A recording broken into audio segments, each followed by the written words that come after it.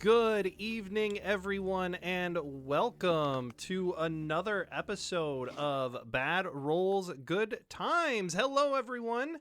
What the heck? Why is my... Why can't we see anyone? Oh my gosh, I do this every time. There we go. There's everyone. All right, welcome, everyone, to another episode of Bad Rolls, Good Times. Good to see everyone. We got the whole gang back this week. So without further ado, let's introduce everyone. We have Akuma, the Tiefling Sorcerer. Good evening.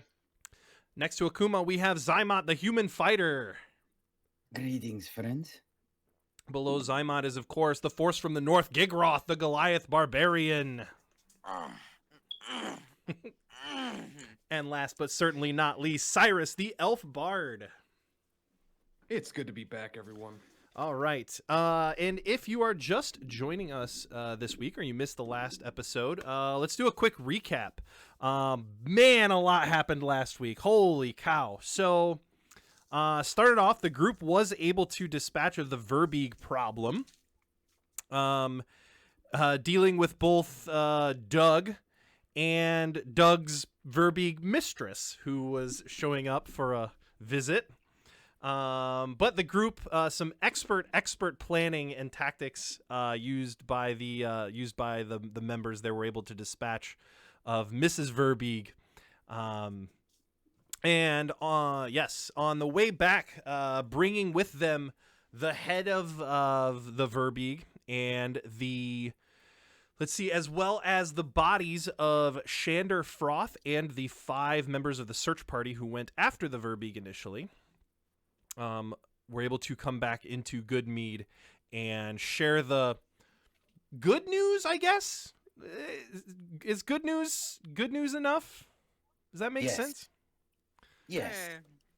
We've thwarted some of the corruption in town, and they possibly have a new leader in the form of Cyrus.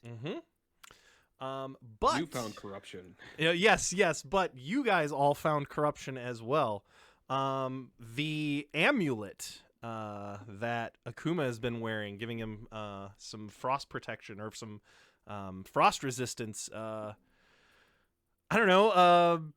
You find yourself now cursed and a follower of Levistus, or I should say, Levistus came to you and offered a deal. In that he would remove your curse from another object that was cursing you, your brand new wand, and removed you of that curse in exchange that you would follow him. And you accepted the deal. Who doesn't want to be a nudist in the north?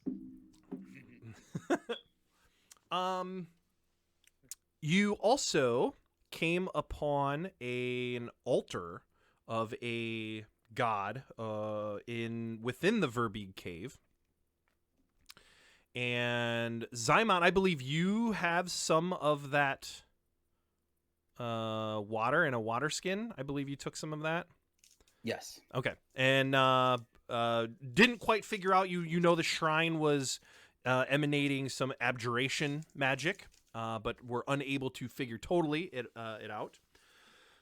Cyrus, you were not here last week, but we have a few things to catch you up on. First off, you have 2 levels of exhaustion currently. You are. I'm tired. You're suffering from some levels of exhaustion as you are unable to get a full night's rest. Even as an elf, your 4-hour trance is unable to be fruitful, and you do not you do not gain the benefits of a long rest. What I Don't need worry, from everyone. I already argued with Nick about this before the session started. No, you're cursed. You're cursed. So you, the player, know that you're cursed. You, the character, do not. But give me an arcane check here to start things off. Check. Yes. I mean, you were cursed by joining this party in the first place, so... Yeah, You're not wrong. this group is cursed to begin with. Especially with Gigroff, you're extra Oh my cursed. god, it's been so long. I forgot. How do I do die rolls? Okay, arcane. Yeah, Arcana check. Give me an arcana check. Okay. That is a 21. 21. Okay. You can feel that the effects or these negative effects are coming from your brand new from your brand new item, the orb that you have, the magical item. The Pearl of Power. Yes, that you've stolen from that tomb. So you know that those effects are coming from, or as a result of that item. Well, that does help our situation a little bit. So where are we at right now at this exact moment? Okay, at this exact moment, you had the body of Shander Froth has been identified, and Shander Froth's body, as well as the 5 bodies of the adventuring party or the search party, have been taken back to the temple and are meant to be there alongside the body of Kendrick Reelsbarrow, the former speaker of Goodmead. And tonight at the mead hall, which is actually where you are currently at, where the party is currently at, there will be a celebration / mourning, celebrating or mourning the death of Shander Froth and these 5 and the search party, but also celebration that you guys have all taken care of the Verbeeg problem, and that hopefully everything's now looking up for Goodmead. And that is where we start our session tonight. What would you all like to do? Is there anything? This is a time for RP today. It's currently in the morning. And you have like about 8 hours before everyone starts getting back from work, from logging, from whatever work the few people in this town are doing before the celebration tonight. So did we? Oh, go ahead. 2 things. One, I think we should try to get as many people here tonight as possible from Goodmead. And second thing is, I think that we should have someone or all of us post up outside of town to see what other henchmen leave to notify the Zentarum of what transpired today. Cyrus would normally agree, but he is just staring listlessly off into the distance. So what? What did you say? Sweet, I'm glad you agree with me. That is fantastic. So, Gigrath, Akuma, your thoughts?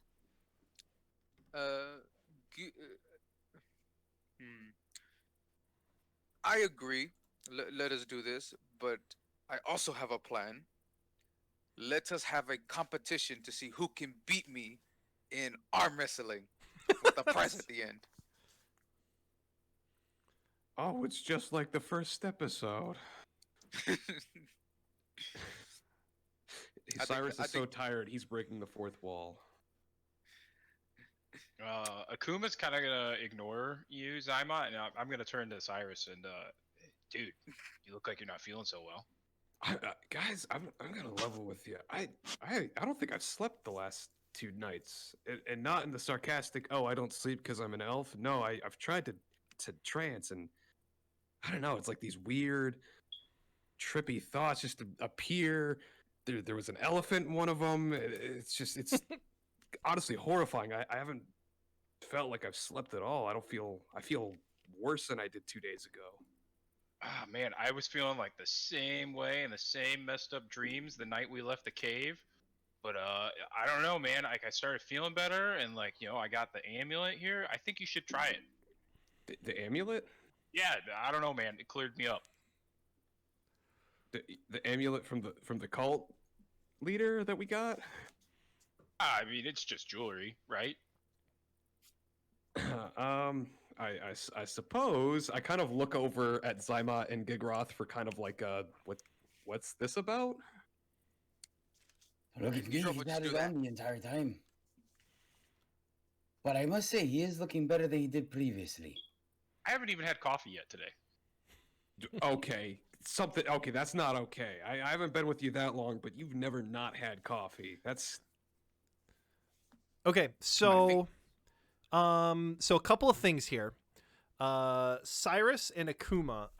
Cyrus, you make an insight check, contested with Akuma's deception. Okay. Does he have like any modifiers or anything right now?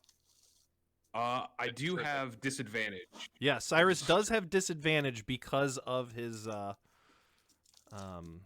because of the levels of exhaustion. All right, so I have a portent roll. Well, I'll roll my first one, just to start off. Okay, my first one was a 22. All right, so then am I allowed to make my roll before choosing to use the portent roll? How does portent read?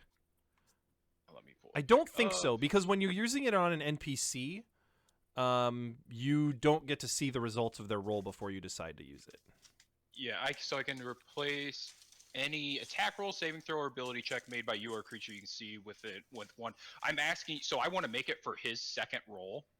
Oh, okay. Yeah, So that's what I was doing. Yeah. So, that you can but do. I wanted to see if I could beat his first roll with my first roll before choosing to use it for his second roll. Yeah, you can do that. I'll allow that. Okay. Sorry for the rules lawyering. I'm just not even going to use it because I rolled a 5. So We'll see. It might be an awful second roll here. Never mind. It's a 21. Okay, so Jesus. so Cyrus, you know something's up with what Akuma's saying. Like, right? Like he hasn't had his coffee, which is very, very atypical. You know, something's not adding up with what Akuma is saying. Now, also, I need Akuma, Zymot, and Gigroth to make me an Arcana check.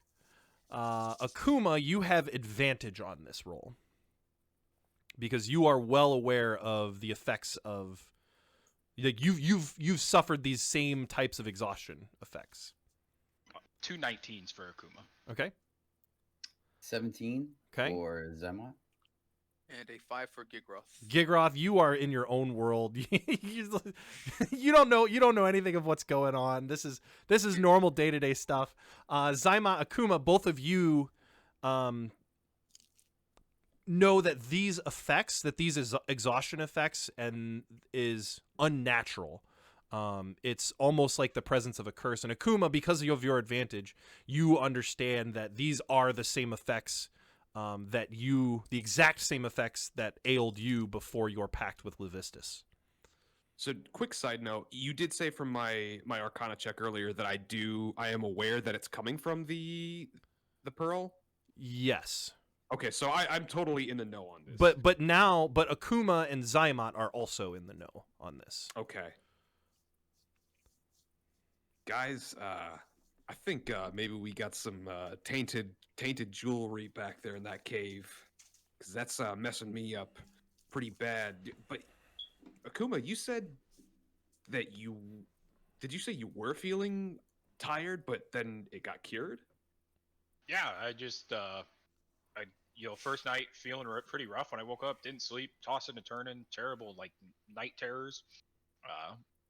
Next day, putting on my amulet, and I kind of felt rejuvenated. I can trade you piece of jewelry for piece of jewelry. I mean, the information that we have gotten before was that the amulets came to the people in their times of need. And, I mean, what better time of need than when one is cursed? You got an election to sleep up for, buddy. I don't know if you guys are trying to do like a double persuasion check here, but it's working. Just do what your character would do, man. Like, I feel like Gigroth would be in the back, just like, hurry up and put it on, pussy.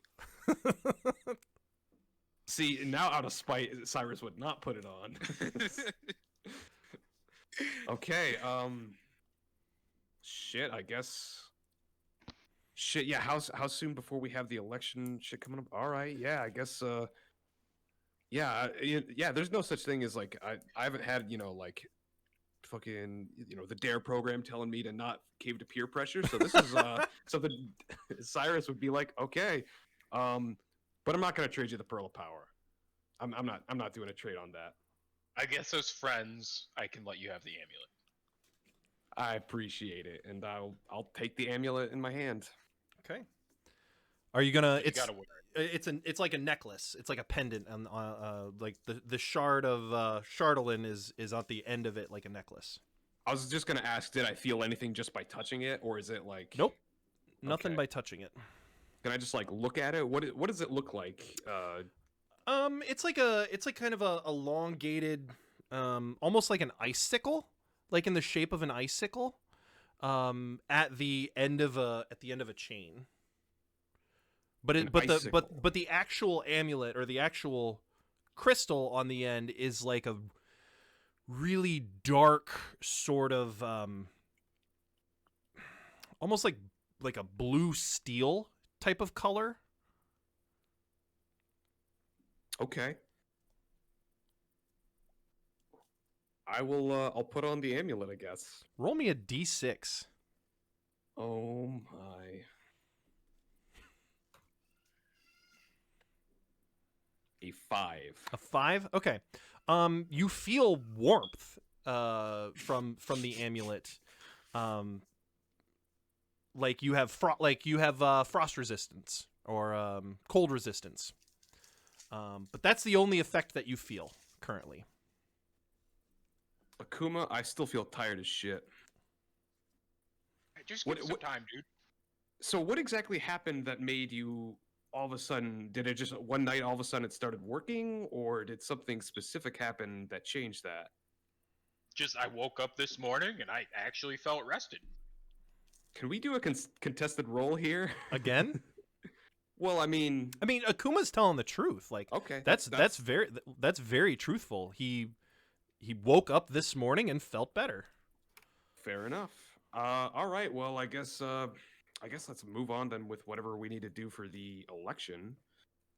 Okay. So do you want to? So Zymot suggested kind of like a campaigning thing, maybe going through the streets, door to door, trying to rally people and get people to the mead hall tonight, or also setting up at Goodmead's entrance. Let's bring up the map here. Setting up at the entrance to Goodmead, probably to the north of the Eastway, where where travelers are going to come in.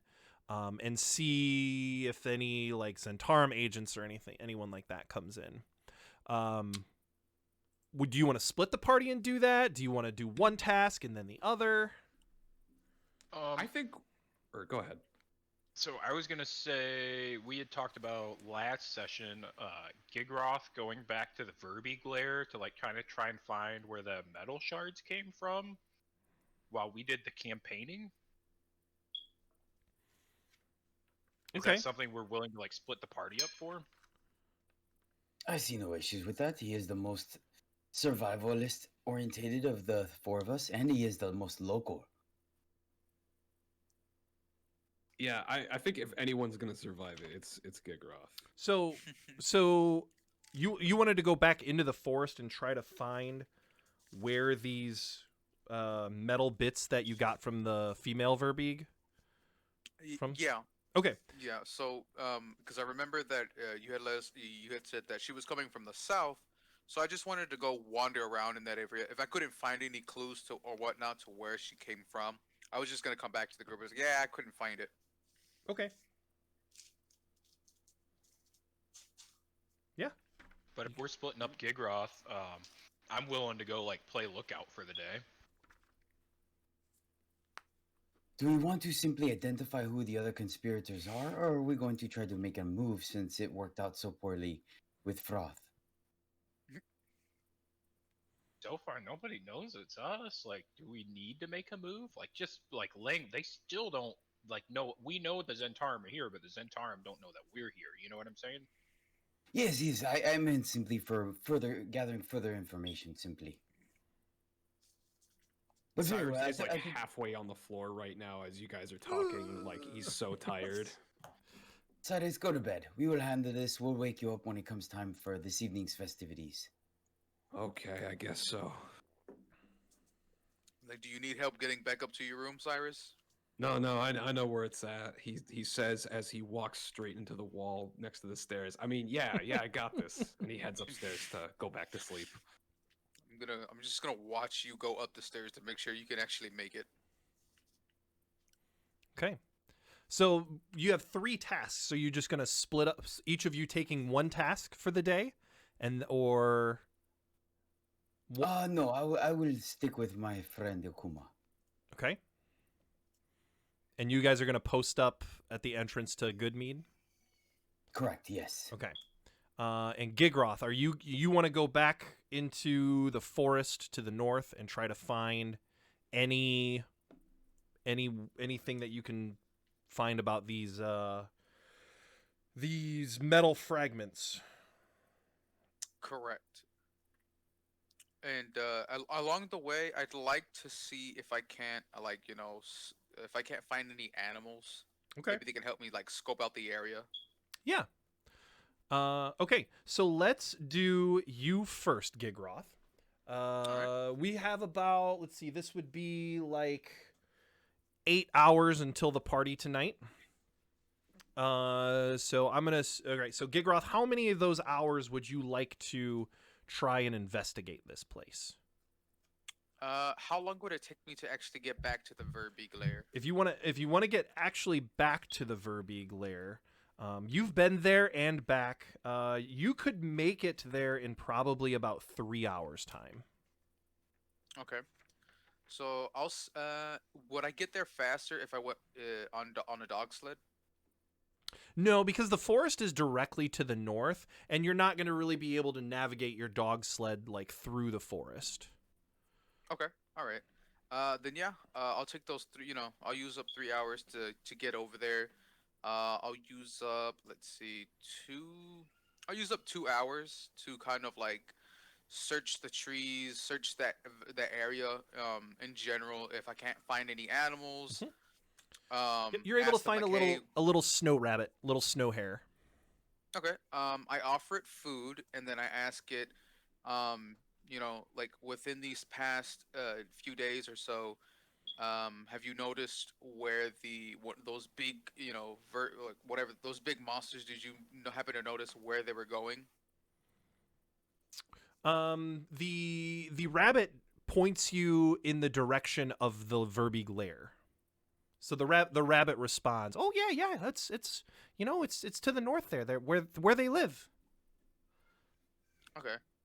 And I remember you saying that she came from the south, so I guess I'd go like in the direction of the south, see Okay. if maybe I see any like markings on trees. Maybe there's other like animals in the area that I can ask, like, hey, did you ever see like where she was coming from? Make me a survival check. All right. Survival, don't fail me now.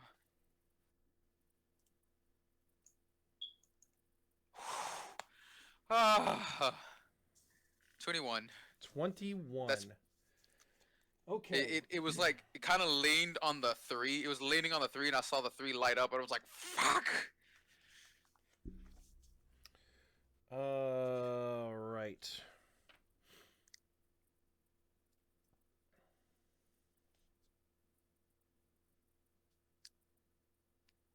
Good rolls tonight, guys. Good rolls tonight. You're throwing me off here. Let's see.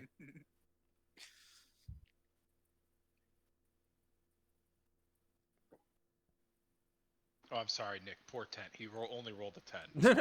No. This is you're good. You're good. You're good.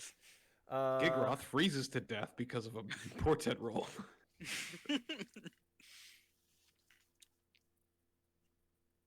He wanders around, forgetting where he literally just was.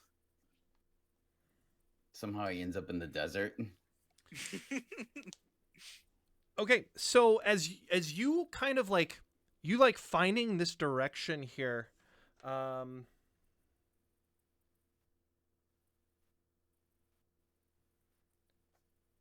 how do I want this to go?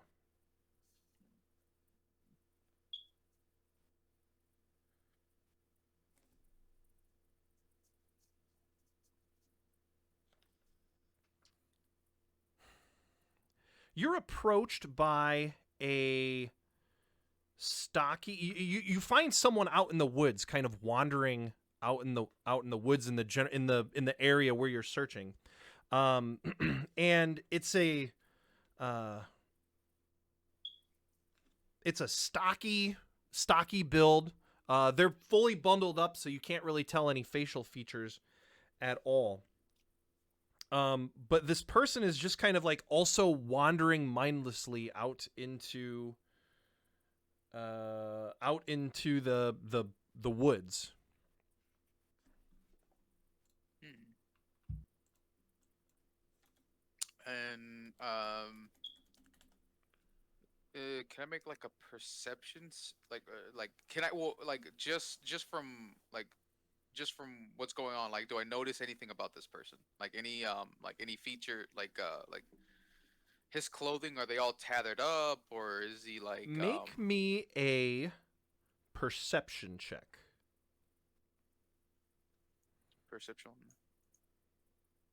17.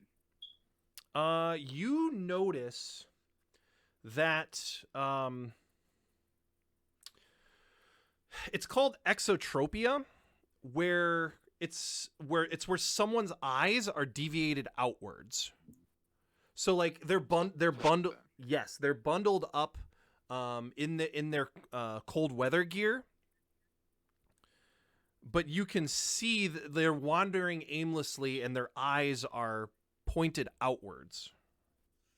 Okay. And how far am I from this person? I would say by the time you're able to see them, you're probably 100 well, if you're able to see their eyes, you're probably like 60 feet away from them. 60. Okay. Well, I'm just gonna like start making my way over to that person. But like, maybe like 10, 15 feet before I get to him, I'm like, hey, are you okay?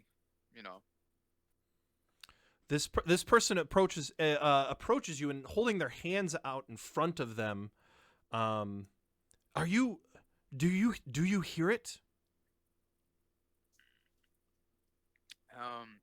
And I asked, hear what exactly? What do you hear? It's I can hear it in my mind. It's like a distress signal.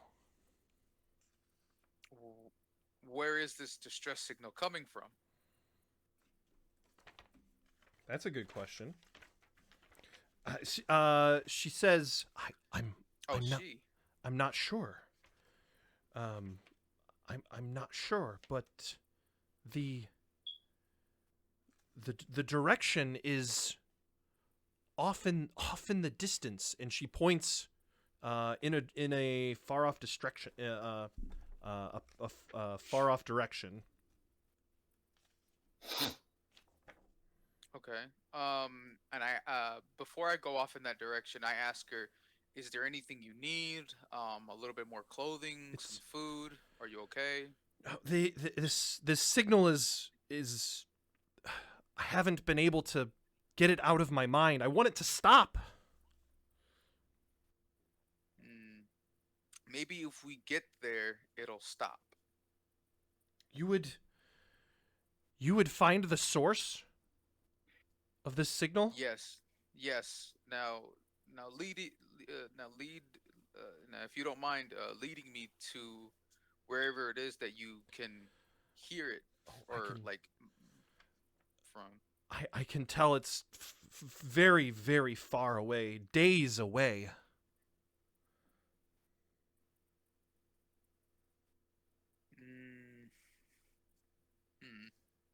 Days away. If you are willing to, if you are willing to investigate the source of this signal and silence it and free me of this, I will be happy to pay you for your services. The election's in 3 days, is correct? Yes. Yes.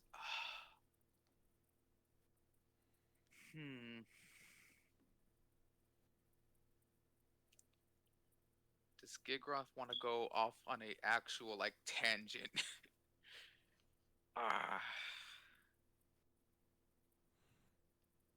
I'll tell Gigroth the just forgets okay. about it entirely. Just like fuck, because I want to go off and do it, but not without the party. Because then it's like, well, what the fuck happened to Gigroth? All right. Gigroth will tell the woman, I can't go if it's days away. I can't go at this very moment. I have other pressing matters to attend to. But I give you my word, if you come back with me, um, and in a few days we will go off and silence this disturbance, this thing that's disturbing you. Please, yes, that would help me greatly. All right, and then so I'll just take her with me back to the city. Okay. I mean to Goodmead. On the way there, I'm just asking, general questions like, where are you from? How did you end up in the forest? Um, I can type those up for you, and then you can, if you want, you can answer them like off on the side, no, on the way over there. she introduces herself as Veda Star Spirit, or Star Sprit, let me- excuse me. And she says she was out in the woods trapping. She's a trapper by profession. Oh, okay. And as she says, I was like, oh, so you're a trapper as well. I'm a little kind of an expert in the trapping area. Okay. I trapped me a Verbeeg once. Which eye is looking at you right now as you're saying this to her? Yeah. She says she is from, I think she's from Dugan's Hole here. Yes. She says she's from Dugan's Hole. And could you repeat her name for me one more time? Yep, it is. I should really have these pages bookmarked. Veda Starsprit. Star. All right, appreciate it. Hmm? All right. And she says a couple of things. You get a little bit of information as you're talking, walking back to Goodmead. She's a trapper. She mentions that she's very psychically sensitive.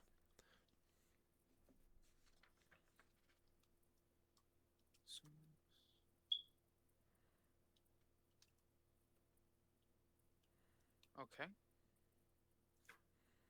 And I ask her, so how long has this been bothering you? It started just today. Just today as I was out trapping. Okay. All right. And I ask her, are you would you like some something to eat or anything as we make our way to Goodmead? She says, that is very kind of you, but I have some food with me.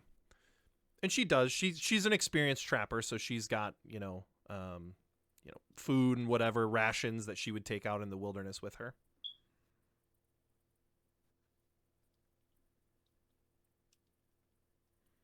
All right, and at that point, I guess they'd just make some small talk, just asking her for as a trapper, just a small talk, things like that, until they get to Goodmead. That way, we can kind of move along with the other guys. Okay. All right. Akuma and Zymot, you're gonna set up shop outside of Goodmead here. Do you want to do any door knocking on our way to the edge of town, letting people know that, or anybody we pass by? No, because we really don't know the hurry that the Zentarum are. So I would like to set up shop as early as possible, and then we can, should they leave sooner rather than later, then we'll have the one up and be able to catch them ahead of time. All right, let's go. But I will take the time to tell the barkeep to continue to spread the word and anyone else that we do come across in the tavern on our way out. Okay. All right. So I assume, let's see, there is two entrances to Goodmead. Essentially, there's the road to the north, which leads the east way, which would lead to East Haven and the main road to Bryn Shander, or there's the road to the south, which just goes to Dugan's Hole. So I would assume the north road. You are correct, my friend. And as you're walking through, there's some people. Hey, shooting your finger guns out. Hey, be a good mead tonight. Hey, party at the meat hall tonight. What's up, everyone? Party at the meat hall. Make sure you're there. Okay, yeah. You can set up shop. Are you just gonna kind of like exactly how are you going to be at the main entrance into Goodmead? Just gonna like set up a tent, throw a fire down. Just like hang out. It's not walled off. There's not like a main gate where you're like, a customs agent as people are coming in. We'll post up somewhere in the neighborhood, in the vicinity, but remain outside to encourage other wanderers to come out. Almost like we're petitioning outside, but keeping an eye on the gate. Okay. So through the day, there are very, very few people that come in to Goodmead. Make me, let's see here. How do I want to do this? Make me a... If it would be a perception check or an insight check or I would guess perception. Both of you make me a perception check. 15. Natural 1. Okay. Zweimat, you don't see anything. You're kind of like, I don't know what you're preoccupied with, but you don't see it. But Akuma, up the road, you can see a group of 8 individuals coming into town. Is there anything different about their cold weather gear or anything that stands out? No, nothing about them stands out, but you can see off in the distance 8 individuals, all grouped together, coming into town. Hey, Zymot, looks like we got company. There's about 8 guys coming down the road.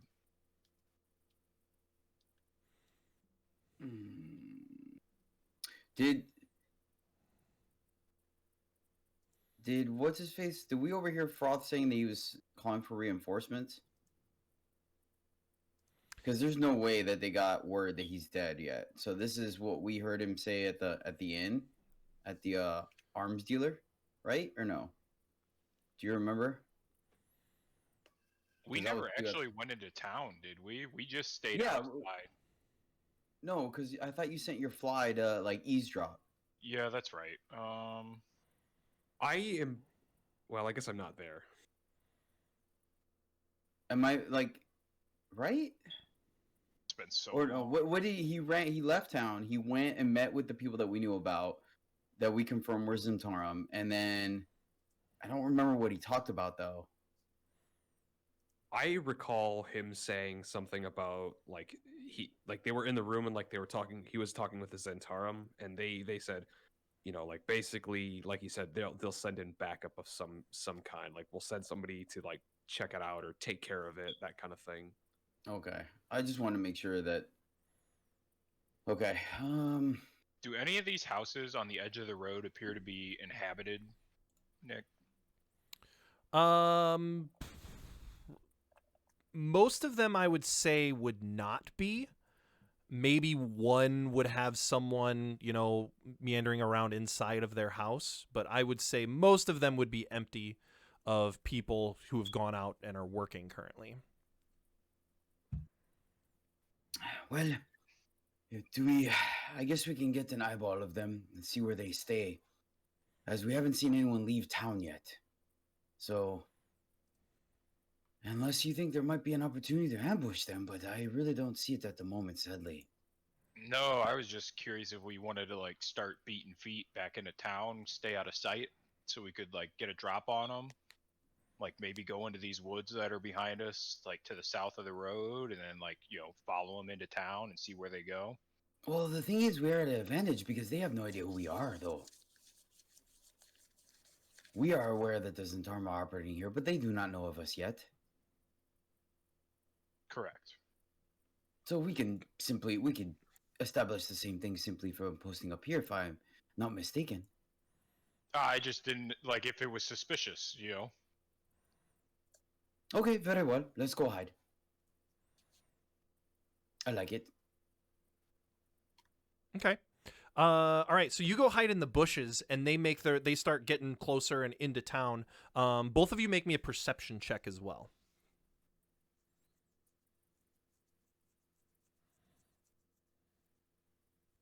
I've 15. Kuma, you notice nothing. Zymot, you can overhear conversation. It's very light banter between them. It's friendly conversation between them. You can also see that they're wearing cold weather gear. You can see that they are armed, some of them with axes. Some of them have a mace. A couple of them, most of them have a crossbow attached to them.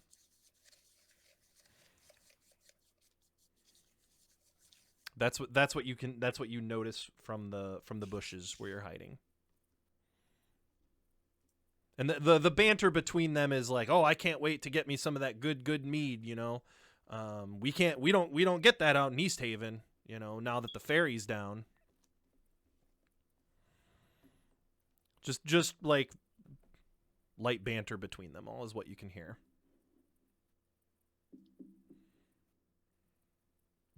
Okay. Do we identify where they go at all? Yeah, you can see them making their way into the heart of town.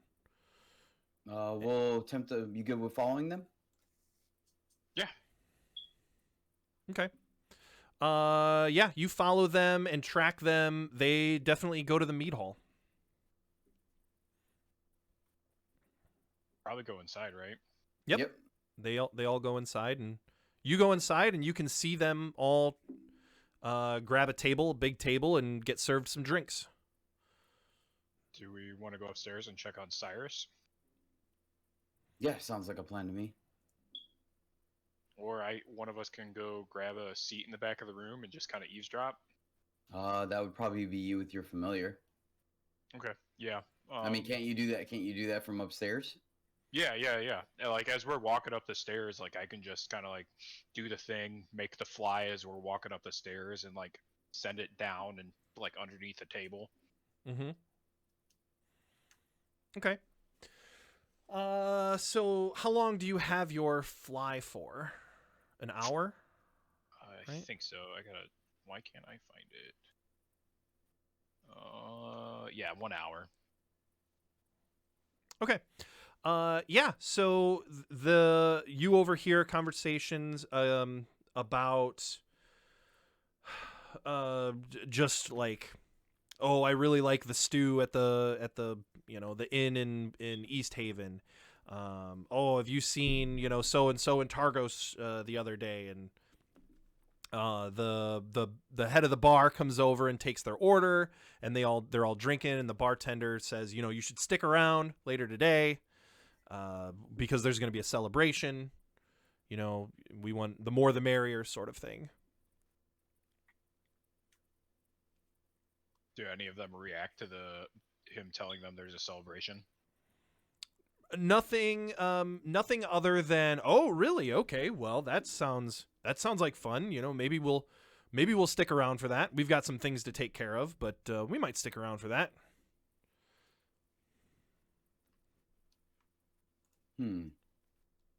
How's Cyrus doing at this point? Cyrus is just like passed out upstairs on the bed, just staring at the ceiling, trying to sleep, but like just not able to.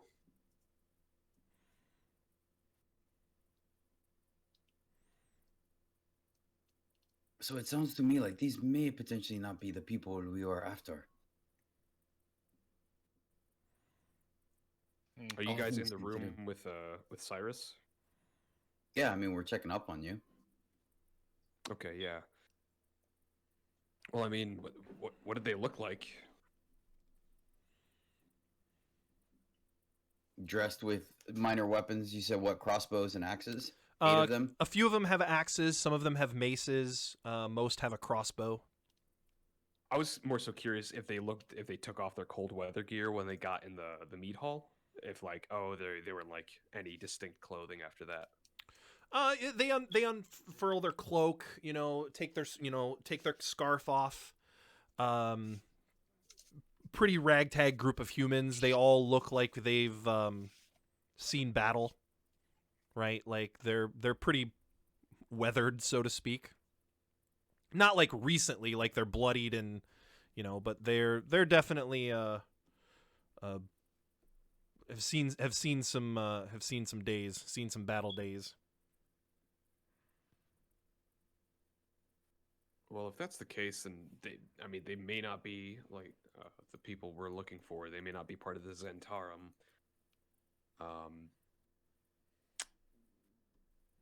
Maybe we should go ahead and do the what is it? Go around door knocking and try and get people to show up for the party tonight. We could always go to the house that Shander Froth was at, that we tracked him back to with his known associates, Mm-hmm. and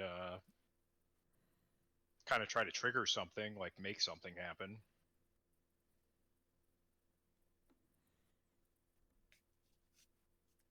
Yeah, I like that. We could do that. At the very least, it lets us confirm on whether these people are suspicious or not. Oh no, we lost Cyrus. Oh, there he is. Sorry, I dipped out there. It's all good. Yeah, I like that. We just want to go knock on their door and be like, "Hey, we just wanted to, let you know that we're having a big get together." I kind of like waiting to see if these people go there. Okay, yeah. I mean, we can chill a little bit longer and follow them. I'm Might good as with well. Like, I mean, I feel like at this point we're kind of in a standstill at the moment, sadly. You know what I All mean? right, yeah, let's go downstairs and Cyrus will try and get some coffee or something. He'll be like, Kuma, get me some of that. I mean, how long Good how long shit. have you been asleep for? Because I mean, I'm good with you sleeping up until the event happens or whatever. Okay, so like you're thinking for me to like try and get a long rest. Heck yeah, dude! Like you have what 2 levels of exhaustion right now? Yes. Cyrus, we don't have your camera. Oh, okay. I don't know if there we go. Yeah, I would definitely try for you to get a long rest because right now all your stuff is at disadvantage. So we definitely can't be having that tonight if you need to do some like persuading and whatnot. So yeah, I'm 100% down for you to get a long rest in during the afternoon. All right, yeah. I guess we'll just like let these guys go do their thing while Cyrus tries to sleep. Then we'll try to get a long rest before the party night. He'll attempt to trance for 4 hours again. Okay. Okay, so Akuma, Zaimot, Gigroth, at this point, I'm going to say we're like an hour before the party. You make your way back into town and can join up with Akuma and Zaimot. Right. And this lady, what did I say her name was? Veta. Veta. She's gonna just hang out at the meat hall. Yeah, I was just gonna drop her off at the meat hall. Probably give her my room. Tell her, go ahead, rest. Try to relax. If there's anything that you need or want, just go downstairs and open up a tab on me. Oh, thank you so much. That's too kind of you. It's like, Always no the problem. gentleman. Always the gentleman, until I start acting up. Okay. All right. So you guys are gonna go knock on doors and eventually get to the house where Shander Froth was. So first off, make me a persuasion check as a group with the 3 of you. So each one of you make me a persuasion check. This is going to determine how well you're able to persuade people to come to the hall tonight. 14. 5. 12. Okay. All right. 14, 5, 12. Okay. You get to the house where Shander Froth was, and the dwarf that you a dwarf comes and answers the door and says, "Hello, how can I help? Hello, to what do I owe the pleasure?" And Gigroff will say, you all oh, sorry. recognize this is the dwarf that met with Shander Froth before he left for Targos.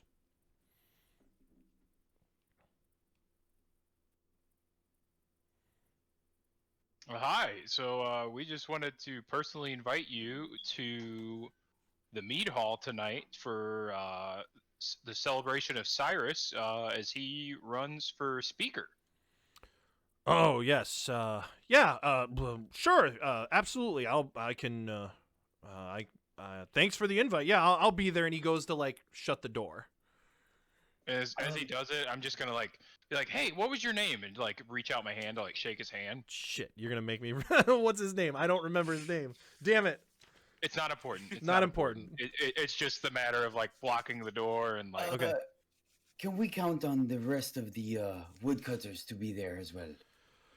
Oh, I'm sure they'll be there. We usually meet there for drinks after they get off work. I have the day off today, so but my companions will be in. Will be in probably pretty soon here.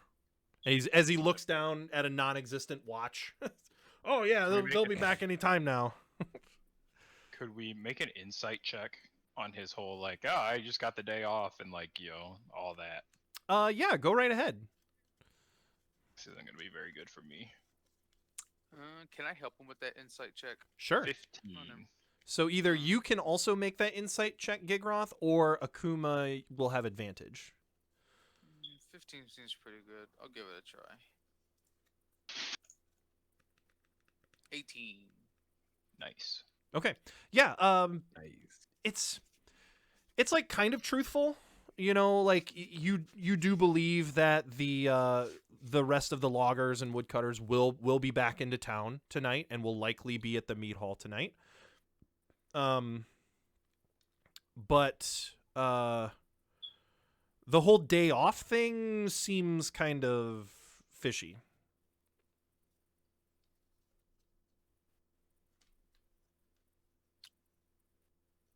Okay. Fishy because he's actually going fishing. He's actually a fisherman, not a logger. No, That he's a logger for sure. Kind of. I guess like Gigroff will kind of nudge Akuma, like just we can come circle back. Circle back, and I think it feels like it's more important to go get people to come, but we can always circle back to this so-called logger. Yeah, well, is there anything else you guys need? I've got some, I really got to get on, but I'll definitely be at the party tonight. Yeah, Hope yeah. to see Enjoy you your there. day off.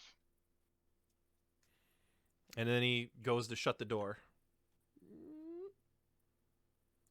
His name is Ferris Bueller. That's canon now. Okay, this dwarf's name is Ferris. Okay. What do you think, Zaymat?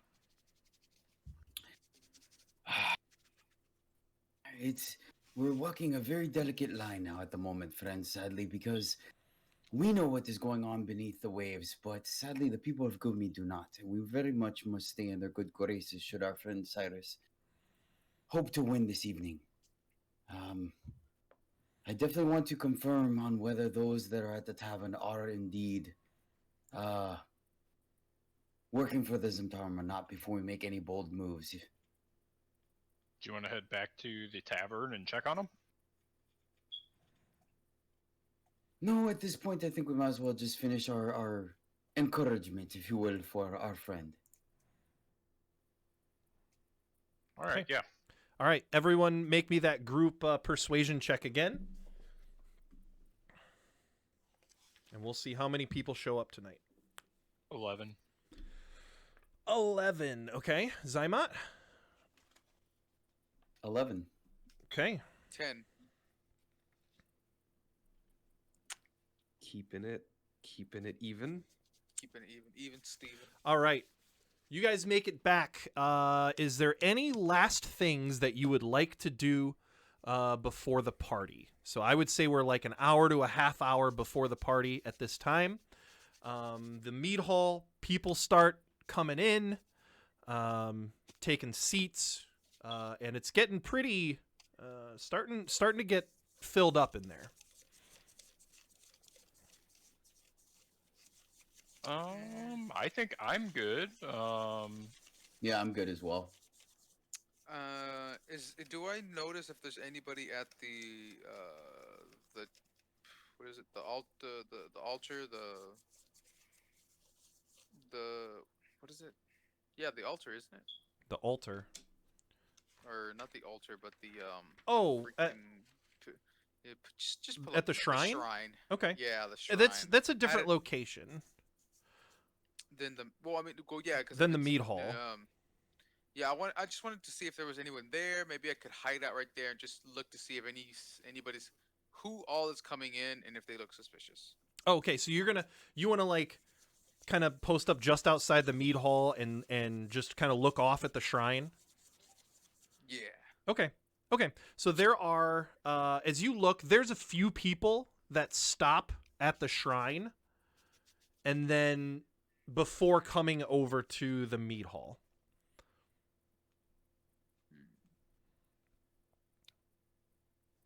All right.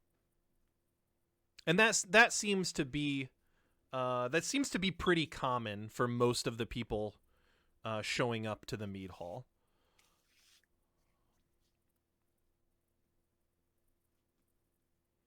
All right. All right. Well, I'll just stay posted outside as people are going in and out. Okay. Until the festivities really kick off. Yes. Bumping some roots. So like evening comes around, dinner time comes around. The mead hall is packed. I mean, Good Mead is only a population of about 100, but there are like 50 people or so in the mead hall. And it's bustling. It's standing room only, right? And you guys are welcome to come down if you'd like and join the rest of everyone. So I think it's really important that we get everyone absolutely hammered tonight and then encourage them to make the vote tonight so the Torm doesn't have enough time to do something to sabotage, because right now everyone's on Cyrus's side. So if we can get the vote done this evening, and we can get the party started. So how do you guys want to go about this? Oh, that sounds like a plan. Just out of curiosity, Nick, as I look over the railing, do I notice our 8 friends from earlier? Yes, they are still there. At the have same... they been joined by any loggers? They have not. They still have their own table. They seem to be pretty much only interacting with themselves. They're not really being...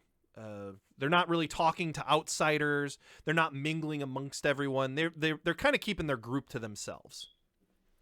Pretty standard traveler-esque stuff, if you will. Mm-hmm. Okay. So you guys ready to join then? Yeah. Okay. So you come down from your rooms, follow the steps down, and you get about halfway down, and Olivessa comes up the steps and greets you guys. Hello, hey, how's it? Is everyone doing okay? Can I get you guys anything? Olivessa? Olivessa, the person that was gonna run against Froth, the brew maker, the mead maker. Yep, she's a cask maker and works in the mead hall. We're doing just dandy. We're doing just dandy. That's great. If you'd like, well, I plan on giving a short introduction to everything, kind of, kick this party off right. And Cyrus, just to let you know, as we've discussed, well, again, thank you guys so much for everything you've done for Good Mead. It's really just fantastic that you all came along and saved our town. Much obliged. And she says, Cyrus, if you don't mind, I would love to introduce you, and also, what's the word? Promote you as, or give my support to you as someone running for speaker here. I would be ecstatic if you did that. That'd be great. Is it possible to maybe uncork a bit of the top flask, or correction, cup cask for the celebration this evening, and just to make sure that everyone's drinks remain full?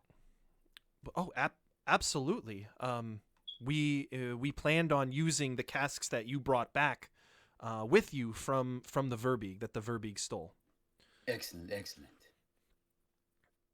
And you would prefer us keep everyone's glasses topped off at your expense? How much is it? Well, it would probably be a couple of, let's see here. Let me see. I want to make sure I can answer accurately before I'm like, yeah, of course. Yeah, Like, of course. oh, First barrel is on us. I mean, we can Where all. is- How many barrels did we bring back? 3. 3. Oh, did we ever get a list of everything that we got from the Verbeeg lair? Oh yeah. Oh, actually, I never sent that to you guys. But there are two. As far as this is concerned, there are 2 casks of two barrels of mead. Equipment. Let's see here. Expenses. Food, I guess just- drink, and lodging. Okay. Mm-hmm. A gallon of ale is 2 silver. So this would be, let's see, 10. I mean, we're probably talking 50 gold for both barrel, or to run through both of those barrels on your dime. Let's just do the first barrel. I think it's like, first barrel's on us, that kind of thing. Yeah, sure. Okay. And before we move on too far, I kind of want to like pull Akuma to the side and be like, "Hey, I'm still a little tired and all that. If you could help me out there with when she has me go up there and like talk and make a presentation and everything. If you could like conjure up some spells and do like a little like a fireworks display kind of behind me and do like Some make like a big pyrotechnics? grandiose thing. Yeah, and I'm thinking what I'm gonna do is I'm gonna use like prestidigitation to be like flashing the torches on and off while he's got Okay. like fireworks going. Actually, well, you're like Chris Angel. Bingo. Do you have disguise self? I do not. Oh, okay, so we can't pull the old switcheroo. And then Gigroff would just be in the back, just in the back of Cyrus, just making like muscle man poses, like Mon Chap or Mon Chop. Just like, Yes. Cyrus is great. Okay. And Cyrus so is great. so Olivesis, are you guys ready for this? You're good to go? Yeah, I guess so. Right. Let's do it. So she leads you down. She's down by the bar, and she gets up on a chair, and she says, "Excuse me, everyone here. If I could have your attention, please. Thank you all very, very much for joining us tonight in this celebration. But first, we should all take a moment of silence and mourn the loss of those in our community."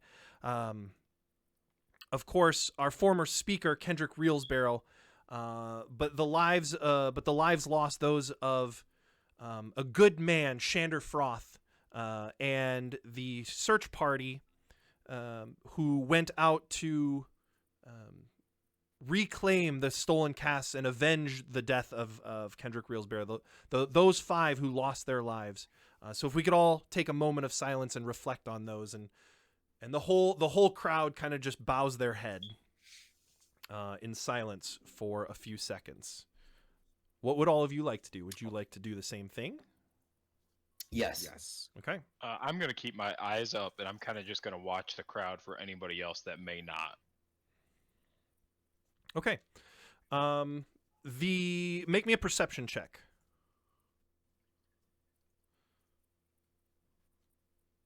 $13. Okay.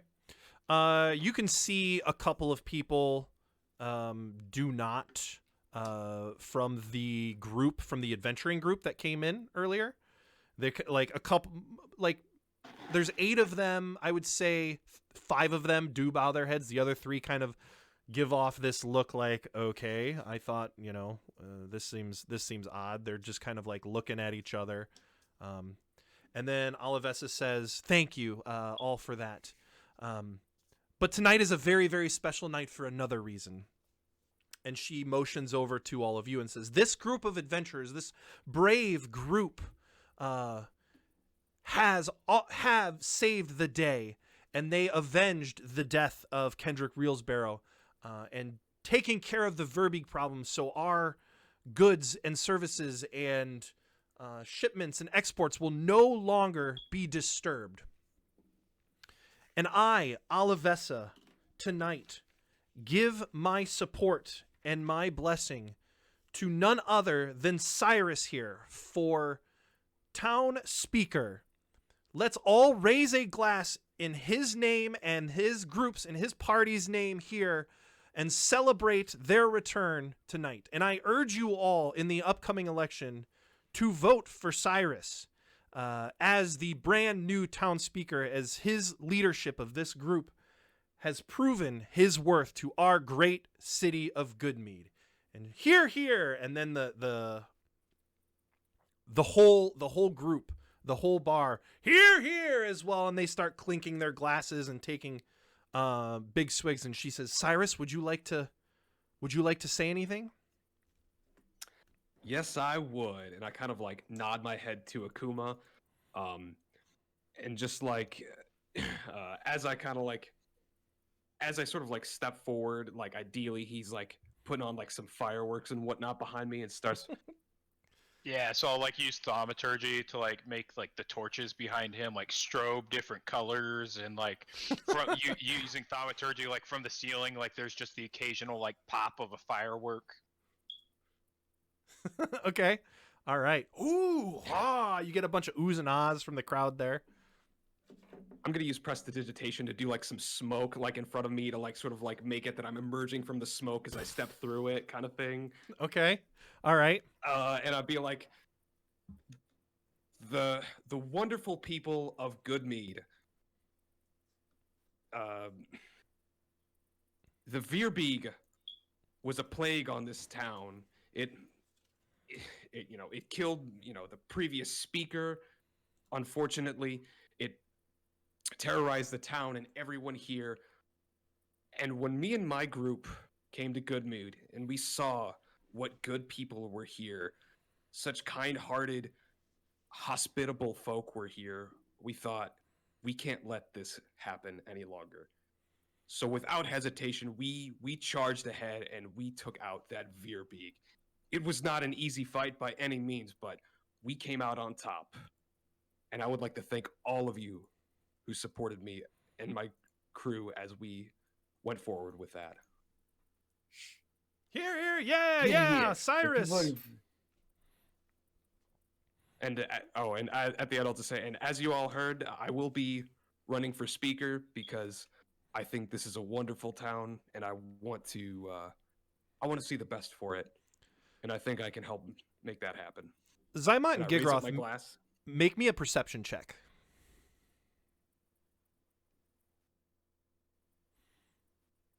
$15. Gigroth? Hold on. My thing was freezing up.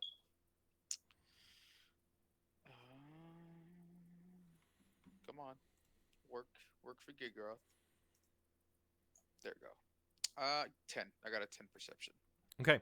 Zymot, that table of 8 individuals during Cyrus's speech all got up and walked out of the mead hall. Cyrus, make me a performance check. You do not have disadvantage as you were helped by Akuma's fireworks and awesome display going on with you.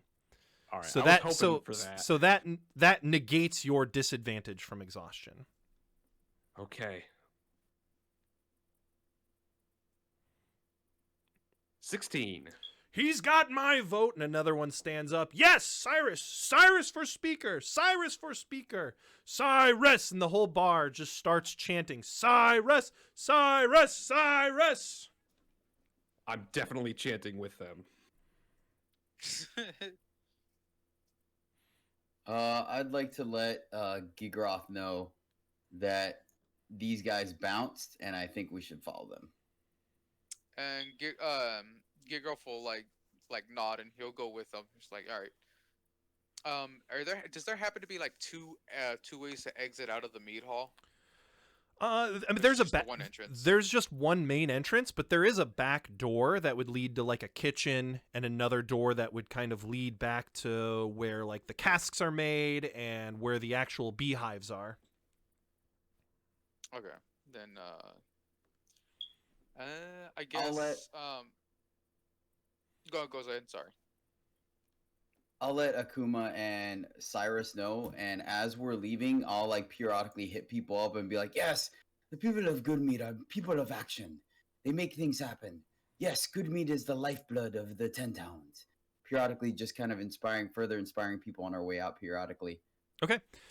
Make me a I guess to inspire would be either performance or persuasion. I think either one of those. See, performance and persuade, yeah, they're both bad anyway, so. I'll keep a message. Oh, nat 20. Wow. Oh yes. Okay. Whoa. Oh yeah. This group is horny for Cyrus right now. They are full for mast. Cyrus Like, or Zymot? oh no, for Cyrus. Yeah, Man, I as got like Zymot 3. goes around and like, yeah, dude, check him out. He's awesome. Let's hear it for him, and just like spouting those little words. This whole crowd is all about Cyrus. Yeah, I guess, everyone just seems to ignore the deep, dark circles, like making him look like more and more like a crypt keeper. It's just the tired, exhausted look. Like everyone just seems to look past that. As we're walking out, Gigroth will like try to like get in on it too, and he'll just like start jumping up and down, almost like a raven, like Cyrus, Cyrus, Cyrus. Oh yeah, this place is in a frenzy. Awesome. Oh, and last but not least, first barrel's on us. Yeah, Or first barrel's on me. I don't think that it could get any more in your favor in here. Okay, well, we'll scratch that. I need my 25 gold. Okay, we'll just keep the barrel. All right, guys, it's Zymot on and you, man. Gigroth, I'll Yeah. keep a message line open with you guys. Is there anything that you have to concentrate on? Could you just put your fly on me? Yeah, we could do that too. I'll have 2 first level spell slots left after that. I mean, I'll trust your judgment. If you think a message is good enough, then I'm good with that as well. I mean, the thing is, like, they're both like 100, or I lie. So they're both 100 feet. So Okay, yeah, message is fine. Message is fine. All right, it is on you, my friends. Hopefully, we can win this one this evening. Everyone, make me a perception check with disadvantage. Ooh. Do I have super disadvantage? No, you just have normal disadvantage. Okay. 16 for the first. 6. 13. 15. 9. We ain't see squat. Cyrus, what was yours? 13. 13. And Kuma, you are at 15? Yes, sir. Okay. You hear a loud crash coming from the back of the mead hall, where the either where the casts are being made, but like somewhere not in this room from the back of the mead hall. I'm gonna shoot a message to Zyma and Gigroth as they're walking out the door. Be like, "Hey, commotion in the back." All right, Roger that, and we'll start making. Oh, well, assuming we'll both start making our way over there. Well, I mean, all right, you go ahead. I'm gonna follow these people because we need to really find out if there's Zentarum or not. All right, all right. So I'll check on the. I'll check on the commotion in the back, and you tell these guys. Yeah, I'll and just- I'll and also I'll- start I'll- heading over there. I'll just walk over there like casually, still like making it seem like I'm just like Cyrus, just like hopping my way Mhm. over to the back. Okay. All right. Zyma, you get outside and around the corner. Mhm. You can see that this group of 8 individuals Mhm. have smashed down the door to the mead hall, or to the basically the beekeeping greenhouse, and have made their way and smashed into that room. Gigroth and Akuma, as you get back in the mead hall building, you can see a giant hole blown open where the door to the outside is, and 3 of these individuals have made their way into the basically the bee greenhouse. And I need initiative rolls from everyone. And I'm gonna like remind Gigroth to be careful with the bees, dude. Oh no, never mind. I was gonna say like, is it possible to use my speak with animal on the bees? But I was like, no, they're insects. You could They use don't- it they on don't count. one bee, maybe one bee, but you wouldn't be able to like target a whole swarm or hive of them. Find the queen. Find the queen. Yeah, Oh yes, That's yes. that's actually cool. I rolled Hey, a 10. okay. 19. Oh right. Let me. 5. Just casual scholar. Okay. Damn. 7. Kuma, you're looking kind of short today. I didn't realize you were a gnome. Oh, sorry. I wore my wrong hat today. Okay. Zyma, you are up first. All right. What's the positioning? So Are they all clumped together? Or what's yeah, going they're on all here? they're all kind of clumped together, trying to funnel into this big hole that they've broken down into the meat hall. 4 of them have spewed into the meat hall already. The other 4 are trying to funnel into the building.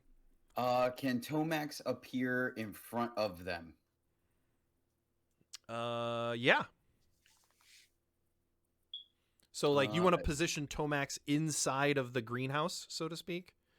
Yeah. So, how big is the group of them? All right, like how wide of a circle is the group of them? Are they within 10 feet of each other? Oh yeah, they're clumped together. Okay. Yeah. I would position- say the group inside is within 10 feet of each other, and then the group outside are all within 10 feet of each other. Okay, cool. And we got me and Gigroth in front. All right, yep. I will put Tomax in front of the. No, actually, I'm gonna make some confusion. I'm gonna put him right in the middle of them. Like right If in I the can. doorway. Yeah, is that possible? Yeah, absolutely. Is he All right. corporeal? Like can people walk through Tomax? Let me Or- double check. Your echo. Magic manifest unoccupied space. So no. He's magically translucent, a gray image of me, but it has to appear in an unoccupied space. So I'm assuming he is not corporeal. Okay, so if they wanted to walk through him, they could. Obviously, They would could they could not. they cannot. Okay, all right. So yeah. So can he post up in between them, like in the Sure. middle of them in the doorway? All right, Sure. cool. I'll do that, and then to cause further chaos, Tomax, or I'll make my attack through Tomax on their point guy, so shanking him in the back. Now, I mean, this might just be me fishing, but would he get advantage because of like, I mean, a dude just appearing in the middle of their group and shanking a dude in the back, or no? I would Like, say, there's nothing mechanically I could think of except maybe surprise. yeah, right? I would say they would be pretty surprised. Okay, cool. Then yeah, I'm gonna try to. Yeah, there's nothing good that comes from thieving. So, and that'll make us further heroes. So, sweet. I'll roll with advantage. That is going to be not very good. Oh wait, what is that? 24. Sorry. Okay, is he going to attack one of the ones inside or one of the ones Yes, outside? yes. One of the ones inside. I Okay. want them to freak out and wonder what the hell's happening behind them. All right. Yeah. So 24 is definitely a hit. Okay. And then I roll for damage. Ooh, nice. 13 slashing damage. Ooh. Okay. How's he looking? Still healthy.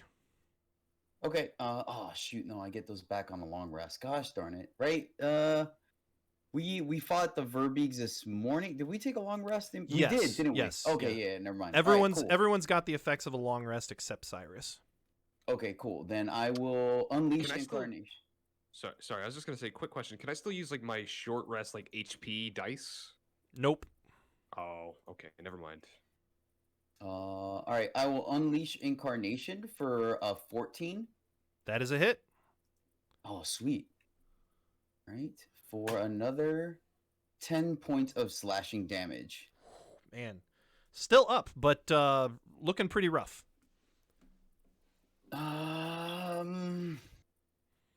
Yeah, that's fine. And then I will position myself in between these guys and our casters, but not move any closer to them than I have to.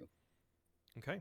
In fact, actually, and yeah, I'll let Cyrus, Akuma, make sure you guys are at least glaive's length away from me, and I'll keep you safe. So just make sure you're outside of my reach, so if they get past me, I can clip them. Don't need to tell me twice. All and right. that will be my turn. Cyrus, it is your turn. You are currently amidst the crowd in the mead hall. Oh, that's right. So like I was one of the people who noticed the loud crash. Yes, you were. Have I heard anything since then, or just that? Just that there's a commotion going on in the back. Does anyone else in the meat hall seem to like notice it, or is No, everyone they just kinda are too too drunk? preoccupied with cheering you on. Yeah, I'll just kind of be like, I'll move my way back towards the door to the back room, the one where Gigaroth and Akuma went through. Mm-hmm. Okay. And once you use your movement to get back there, you can see the same scene that Akuma and Gigroth see. You see 4 of these individuals have spewed into the greenhouse and have smashed their way in. okay. I'm gonna cast Vicious Mockery on the one closest to us. Okay. And that is a Wisdom saving throw. 4. 4? Mhm. That does not pass. Okay. So he will have disadvantage on his next attack roll, and he will take 1d4 psychic damage. That is 3, and I'll yell out. I've heard of, hospitality, but this is ridiculous. Just some terrible joke. He has 2 levels of exhaustion. His wits are not exactly about him. Nope. Okay.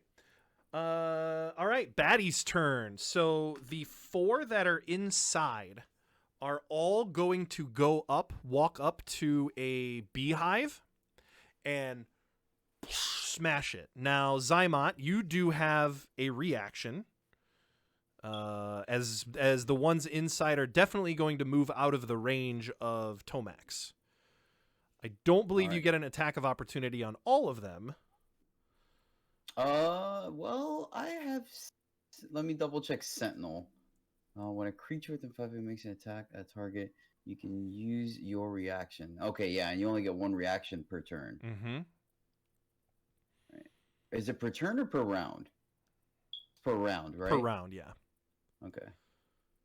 All right, that's unfortunate. All right, yep, I will clip the Tomax will be like, "Hey, man, I'm talking to you here," and he'll go after the one that he just took 2 swings at. Mm-hmm. Modified 20, I believe that hits. That definitely hits. For an additional, oh man, what a time to roll 4 slashing damage. Okay. Still up, but takes that hit. And can't move. So that one stays in the doorway, or stays just in front of the busted open doorway. The other 3 all walk up to a beehive and smash it with either a mace or an axe. Bees fly everywhere out of it. The 4 outside, one of them, the first one is going to make an attack against Tomax in front of the doorway. This will be with a mace. That is an 18. That hits. Okay. Tomax dissipates. Poof. And then all of them will use their movement to get inside. The other 3 make their way to all of them make their way to another beehive, and take their axes and maces and smash that one too. More bees just burst out flying everywhere.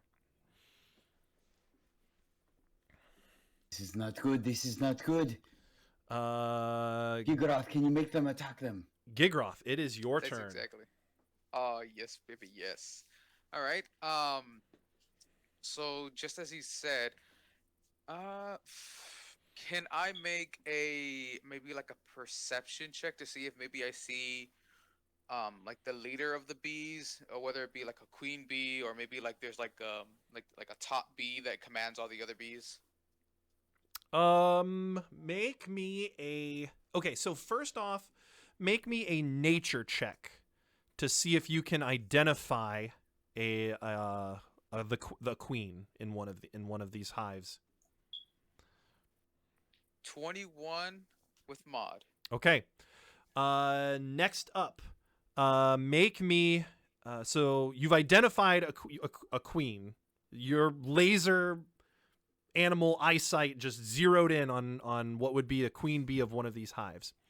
Make me a. Well, I guess, what do you want to do with that information? All right, so I'm gonna move my way over to that queen.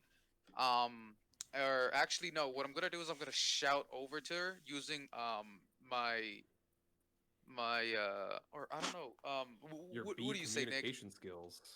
Yeah, could I use beast or speak with animal with the bee, or Probably not with an insect. not with an insect? Yeah, because it has to be a beast, right? Yeah, it says beast. It doesn't say like insects or anything like that. So, could I try and let me see here.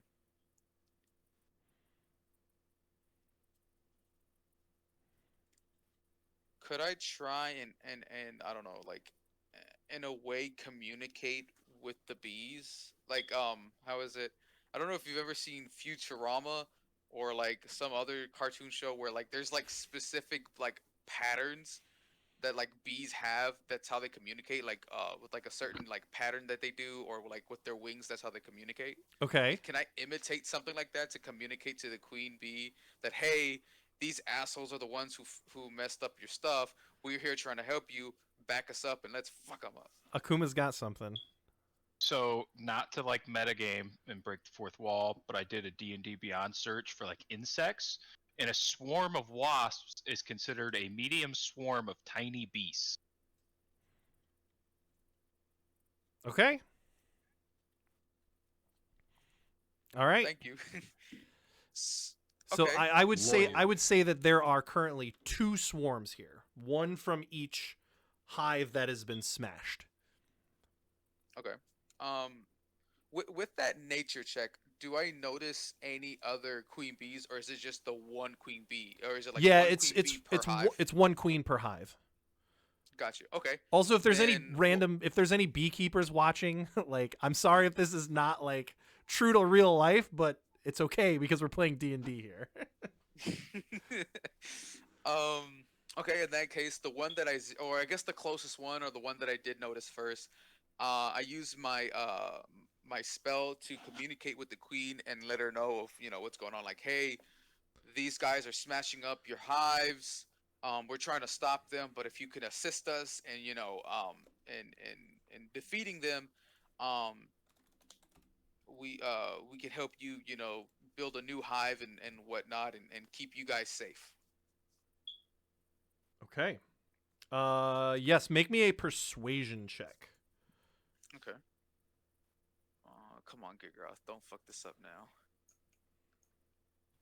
Oh my god. On that one. A nat 1? Okay. You don't think you got your point across to him. Okay. It was a good attempt, dude. You do still have your movement if you would like to move somewhere on here. With that, does that counts as an action, right? By using my spell, it counts as an action. Yes. So you can't Okay. attack this turn. No, right. Because I was trying to see if maybe there's an. Could I try and communicate again with them as a free action? Nope. Is there a way to use? No. Okay. No. No, because using a skill like persuasion or something like that, it is your action. Okay, gotcha. Okay. All right. Then in that case, I'll kind of just like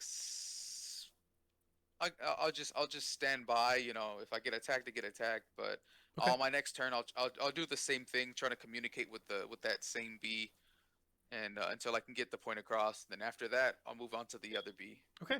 Akuma, you're up. Oh, so I would like to use magic missile at first level, first dart targeting the guy who's been damaged. Mm-hmm. Um, You can have the darts target different targets. yes. Okay. So first dart is a 2. Just total of 2 damage. Yeah. Okay. Does that take him down? Does not. Second dart is for 5. That one does take him down. And then third dart is going to be for another 2 damage, and we're going to put that on the guy who was closest to Gigroth. Okay. And then I am going to kind of like run up to try and like block off more of the bees as like a meat shield. Okay. So Gigroth, you're still you and Cyrus are both kind of back by the door that entered into this building. Akuma, you are now directly in front of them. Zymat, you are outside of the building, kind of behind, I would say probably like 10 feet or so, 10 or 15 feet away from the hole that's been blown in here. And we are back to the top of the order, Zymat. I will. Let's see. So the one guy I was attacking went down. All right. So you said the other 4 guys went through Tomax? Well, Tomax got disappeared. Oh yeah, Right. that's right. Yeah, that's right. That's right. And Yeah, then okay. they all entered. Yeah. No, that makes sense. That makes sense. 4 of them. Well, now 3 of them are around a destroyed hive, and then the other 4 inside are around a destroyed hive as well. Okay. Yeah. Then I will bonus action summon Tomax Mm-hmm. at the one furthest away from me, and then take a swing at it. Okay. That's gonna be a 12. 12 is a hit. Oh wow! All right, sweet. Do you want this against one of the fresh ones, or the one against that has disadvantage from Cyrus's vicious mockery that's taken damage? Cyrus. No, that one with disadvantage. No, I'm gonna hit another one. A fresh one. Okay. A fresh one. Yeah. For how much damage? 7 slashing damage. 7 damage. Okay. All right. And that will be my turn. Okay. Cyrus, your turn. I'm gonna cast Vicious Mockery. Actually, Okay, yeah. On the same dude that I already targeted once, Mm-hmm. I'm gonna cast Vicious Mockery on him. Again. Okay. It's a DC 13. Oh yeah, that's a wisdom save. I rolled a 14 plus 0, 14. That passes. Okay. So No I longer think has nothing happens then. no longer has disadvantage. Okay. And as a bonus action, I will give. I'm gonna give a Bardic Inspiration die to Gigroth, and I'll say, "Believe in yourself." Oh man, that one was painful. Be sure not to fall asleep. Groan. Okay. Baddie's turn. Okay. So the three, there's three of them, which includes the one that had disadvantage now doesn't, and the one that Zymot attacked. One of them is going to attack Tomax. That is not going to hit. Probably that's a 10. No, it does not. Okay. Another one is going to try and hit Tomax. That is an 8. And the last one's going to try and hit Tomax. That is a 22. He dissipates. Okay. Darn. But Almost made it around.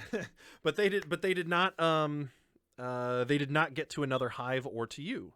The other 4 are going to all move to another hive and all smash another beehive. And more bees go flying. There are now 3 swarms of bees in the air. They are going to target each one of them is going to target someone randomly. So let's see here. We have 7 plus U4 is 11. 5. 1, 2, 3, 4, 5. Okay, one of the swarms is going to target a baddie for they're going to take 10 damage from getting stung a whole bunch. Another swarm targets a baddie and takes 9 damage.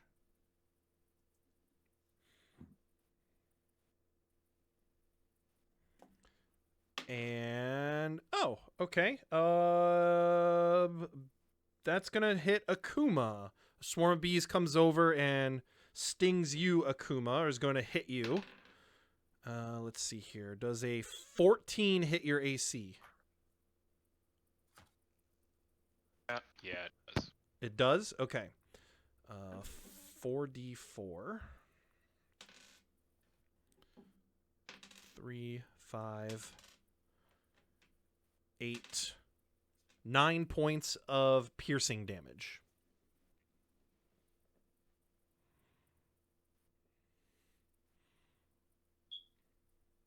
And it is now Gigroth's turn. All right. I'm going to. Which swarm was I talking to? The one that attacked Akuma or one of the baddies? Whichever one you want, it's fine.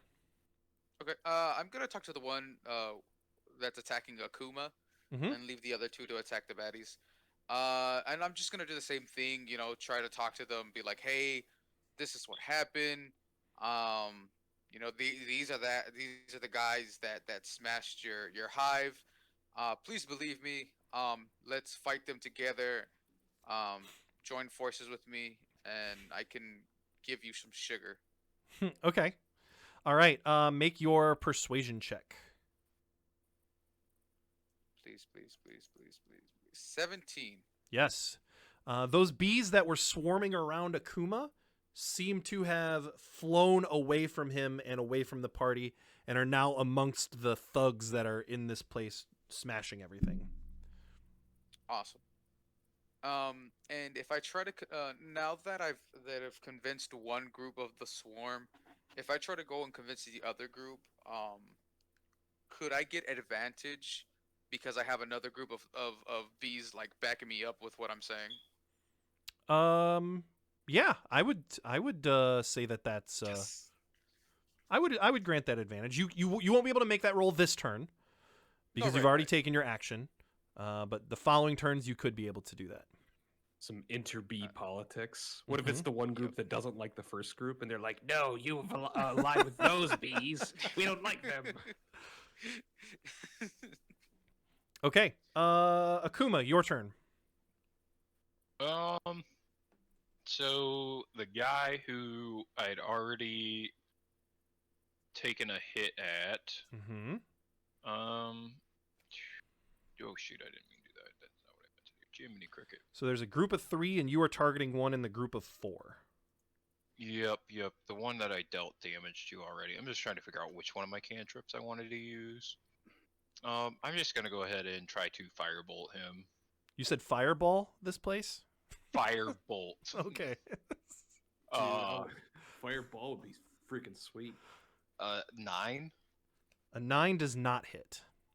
Okay, and like I don't know where like the nearest hive is to me or them, but I'm gonna like try to go up and like body block for like the next closest hive. Okay. All right. Back at the top, Zymot. I'm gonna attack the same one. Or well, wait a minute. Which one's the one that Akuma hit? Is that one beat up more than the one I just hit? No. Okay. All right. Then I'll just hit the same one for the time being. Oh wait, I'm sorry. Bonus action summon Tomax Okay. right in front of that dude. Tomax is gonna do it. I'd like to position him in between one of the hives and them if possible, like the Yep. one that looks like they. All right, and I'm going to swing for. Sweet, that's a hit. 17. And 12 points of slashing damage. Okay. How bad is he looking? They're bloodied but they're still up. Not in Alright, like unleash real rough incarnate. shape, but they've taken a fair amount here. All right, unleash incarnation. Fire off again for Mhm. another 17. Yep. Or 13 points of slashing damage. That is exactly the amount to drop that one. That's right. Learn your lesson, fool. All Sweet. And then I'd like to position him, I guess. Still hold up. He's gonna hold up right where he's at. So he's but, kind of like to- guarding another beehive Yeah, or the yeah. closest beehive. Yeah, Okay. Yep. That's my And Akuma is positioned guarding another beehive, a different one. So now we are at Cyrus. So I know that Akuma just positioned himself by a beehive. How many are by that? How many bad guys are near that? There are 2 guys that would be in line going to the one that Tomax is guarding, and there are 4 in line that would be, or 4 in the group that would be going to the one that Akuma is guarding. All right, I'm gonna move my way over to post up with Akuma. Spellcaster can only take so many hits. I say as a spellcaster, and I will use vicious mockery on whatever the toughest looking one is of those 4. Okay. This is another It's a- wisdom save. Yes. That is a 1, so definitely crit fail. So what I want you to do is roll double damage. Cool. That's still 2. I rolled a 1. You roll a 1? Unless I- All right. Yeah, unless you want me to roll a second D4 instead. No, just you can double your damage dice. Cool. And said, why did you guys attack these? I'll just be like, why did you guys attack these beehives if you weren't prepared to get stung? Like, that's not even like a vicious mockery. It's all that's just more of like, how fucking dumb are you? You guys are stupid. What are you doing? You're gonna get stung if you do this. Okay. Baddies. So the 2 see Tomax. What? Where do you keep coming from? Just get out of our way. And they're gonna swing and attack at Tomax. The first one is a 10. I don't think that hits. Nope. And the second one is a 13. Nope. Okay. Tomax gets He's to a live bobbing for and this a round. weaving. All right. The 4 are going to approach Akuma and Cyrus and say, "We've got a job to do. Get out of our way." And two of them are going to attack. Cyrus. First one swings a mace, 13 to hit. That is a miss. Okay. Second one is a 17. That hits. 2d6, or excuse me, 1d6 plus 2. Take 4 points of bludgeoning damage. Okay. The other two walk right up to Akuma and do the same thing. These two swing with an axe. First one is, 21. Yeah, that hits. For 6 points of slashing damage. And I'm at 5. Do I want to risk it? Risk what? I think will you use the should. reaction to Hellish Rebuke. The guy who just dealt me damage. Ooh, what does that do? So one reaction which I take in response to being damaged by a creature within 60 feet that I can see. Point my finger, and creature that damaged me is momentarily surrounded by hellish flames. The creature must make a dex saving throw. It takes it's going to take 3d10 fire because it's second level if it fails the dex save. Jeez. Dex save 13. That is an 11. So 3d10. Oh, God. That's so much damage. I could be knocked out though. So let's see that Hellish Rebuke damage. I mean, at least you went out with a 26. bang. 26? Oh my God. They are still up, but barely. Did it hit both of them? No, it only It's hits just- the one target, right? Oh, okay. I didn't know because if it like consumed it and it like hit the guy next to him by And chance. the other one that'd be awesome. with disadvantage from Cyrus's Vicious Mockery does not hit you. I got a 3 on that one. Cool. Okay, Bee Swarm. A Bee Swarm that was attacking Akuma is going to attack a baddie. Let's see which baddie it attacks. Need a D8 here. 5. 1, 2, 3, 4, 5. Oh, attacks the one that has disadvantage for 8 points of damage.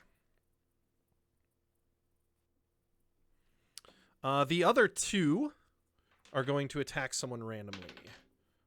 10. That is going to hit Gigroth. No. Well, I it's going to attack you. It hasn't necessarily hit yet. Yeah. I rolled a 3, so I don't think it's going to hit you. Yeah, 6 does not hit you. And then the other swarm is going to go towards 1, 2, 3, 4. One of the baddies that attacked Akuma, and that's a 20. Okay, natural 20. So this is going to be for 20 points of damage on that one. Holy shit. Okay. That guy got lit up. That dude got lit up. Gigroth, your turn. All right. Well, I'm gonna do the whole persuasion thing on the bee swarm that's attacking me at this point. Mm-hmm. All right. So I'm gonna roll for that. 11. Am I able to persuade them with an 11? You can add your bardic inspiration dice. That is true. Would I know the Can I add that after I know the result or beforehand? I think you need to do it before. Yep, it has to be before you know the results. All right. I rolled that d6. All right, 16. Does a 16 persuade them? Yes, you have convinced this swarm of bees that was surrounding you goes over and starts mingling amongst the thugs as well. Yes. 2 swarms Now have been that's convinced not to attack you all and to attack the baddies. Would you like to move anywhere? Or are you going to still stay by the door? For right now, yeah, I'm just gonna stay by the door and yeah. Is there anything I can do to kind of like swap out. Oh no, that's a main action. I forgot. Okay, nope. That's just. I'm just gonna stay by the door. Okay. At this point, behind you, Gigroth, you notice that there is a crowd gathering that's like trying to look over your shoulders and look amongst you. There's like 6 or 7 people behind you that have realized that there's commotion going on. Same thing with you, Zyma. There's some people outside behind you as you're kind of like in this entryway just outside of the building, controlling where Tomax is going to be. Some people have gathered behind you and are trying to look in and seize what's happening. And you hear, "Oh no, not the hives! Oh, this is terrible!" And it is now Akuma's turn. So the guy who attacked me is dead.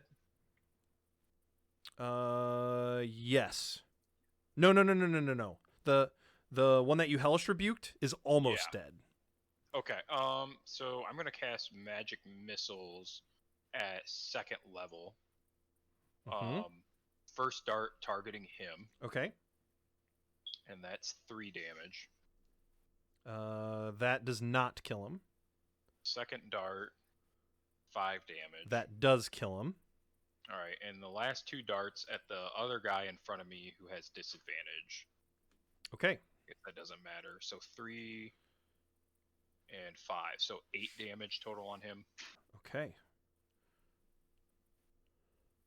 And yeah, I'm just going to continue body blocking this hive. All right. Back at the top, Zymot.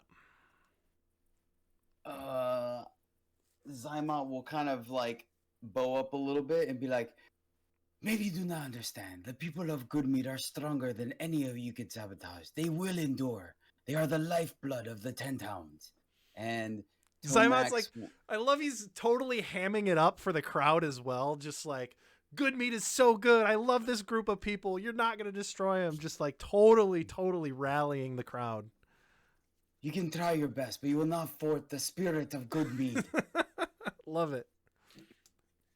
And Tomax will strike at. All right, so how many guys are weakened right now? How many we have left? We've taken out 3 Taken or out 4 of them? 3. All of them have taken some amount of damage. There are 2 where Tomax is blocking, Okay. and there are 3 down where Akuma and Cyrus are. And how far away are those 3 from me? Easily within your movement speed. No, you know what? That's fine. I like the idea of us keeping them all engaged so they're not breaking any of the hives. So, yeah. So Tomax will just strike of the 2 that he's engaged with. Which one is more damaged? That's the one I'm going to strike at. Okay, yeah. One of them has taken 9 damage. The other one's taken 3. Okay, yeah. I'll attack the 9 damage one. Okay. That's a hit. 19 for 8 slashing damage. All right. I will unleash Incarnation to strike again. Mm-hmm. That's a hit. Thank God these guys have low AC. That was a 16. Yep. And then The another magic AC 7. number is 11. Ah, okay. And then 7 points of slashing damage. 7 points of slashing damage. All right. He's And barely standing. He's barely standing. Yeah, he's up. He's almost down. Let's action surge. Or how far away are they from me? Probably within your walking distance, but still probably like 25, 30 feet. Yeah, I am. Yeah, my walking is my speed is 30 feet. Okay. Are we using flanking or no? No, not really. No. Okay, all right, that's fine. I'll still use my 30 feet. I'll go ahead and rush in there now, Mm-hmm. since everyone's in there, and I will attack the one that's almost dead. I'll use my movement, move all the way up to the one that is that just got hit by Tomax, and then I will action surge to attack. Mm-hmm. Let's see here. And since I'm actually starting to give me another attack, as I'm running, I'm like, I am so inspired by the people of Goodmead. You will not thwart them. And Are you Nat sure you 20? didn't want to be the speaker? Gosh darn it, nat 20. A nat 20? Okay, yeah. Let's get that double damage. Yeah, I wish it was on the guy that had full hit points. 'Cause you said this guy was almost dead. 16 points of slashing damage. Oh yeah, I want you to describe this scene of how this guy dies, because clearly he doesn't see you, right? Like he's preoccupied with Tomax in front of him. I will start charging, draw the glaive, and then I will jump in the air, kind of like a parkour, kind of like a 360 spin, not a flip, but a spin, like gaining momentum. And I'm gonna come with a backswing of my glaive and just clip this guy, hack this guy from like collarbone through his chest and out like the bottom of his rib cage, Okay. slicing him almost like the lightsaber takes down a droid where it cuts it in half and then it just slides off. Yep. So his hazard, like in the top half, just slides right off. I gotta imagine like Tomax on the other side. Whoa, dude, you gotta teach me how to do that one of these days. You freaking show off, man. I had this guy handled under control, and you gotta come in here and interrupt me, make me look like the chump. Get out of here! I like the idea that they're just like arguing siblings, just like, dude, I had that one, dude. No, stop it. Right next to him. You had to take my guy. What's going on? There were like a dozen other guys. All right. That is Zymot's turn, I assume. I'll look over at his buddy that just saw his friend get hacked in half and give him a little wink. Okay. Your next buddy. Your girl's just amazed you were able to pull that off. He's like, All right. Just sitting there talking, like negotiating with a bee in front of you, and then just out of the corner of your eye, you see a dude get slashed in half. it's like, Just like, oh, there was a fight going on? Cyrus, you're up. Okay, there are, what, 2 in front of me at the moment? Yes. And the one that attacked Akuma... Or excuse me, there's 3 in front of you. 2 of them attacked you, and 1 of them that attacked Akuma. Was the one that attacked Akuma, was he, like, close to death's door? He is the second healthiest. Because yeah, right. the one that attacked you is the most damage, because he's the one that took 20 points from a bee. Okay. Swarm. I'm just gonna attack that dude in front of me with my rapier. Okay.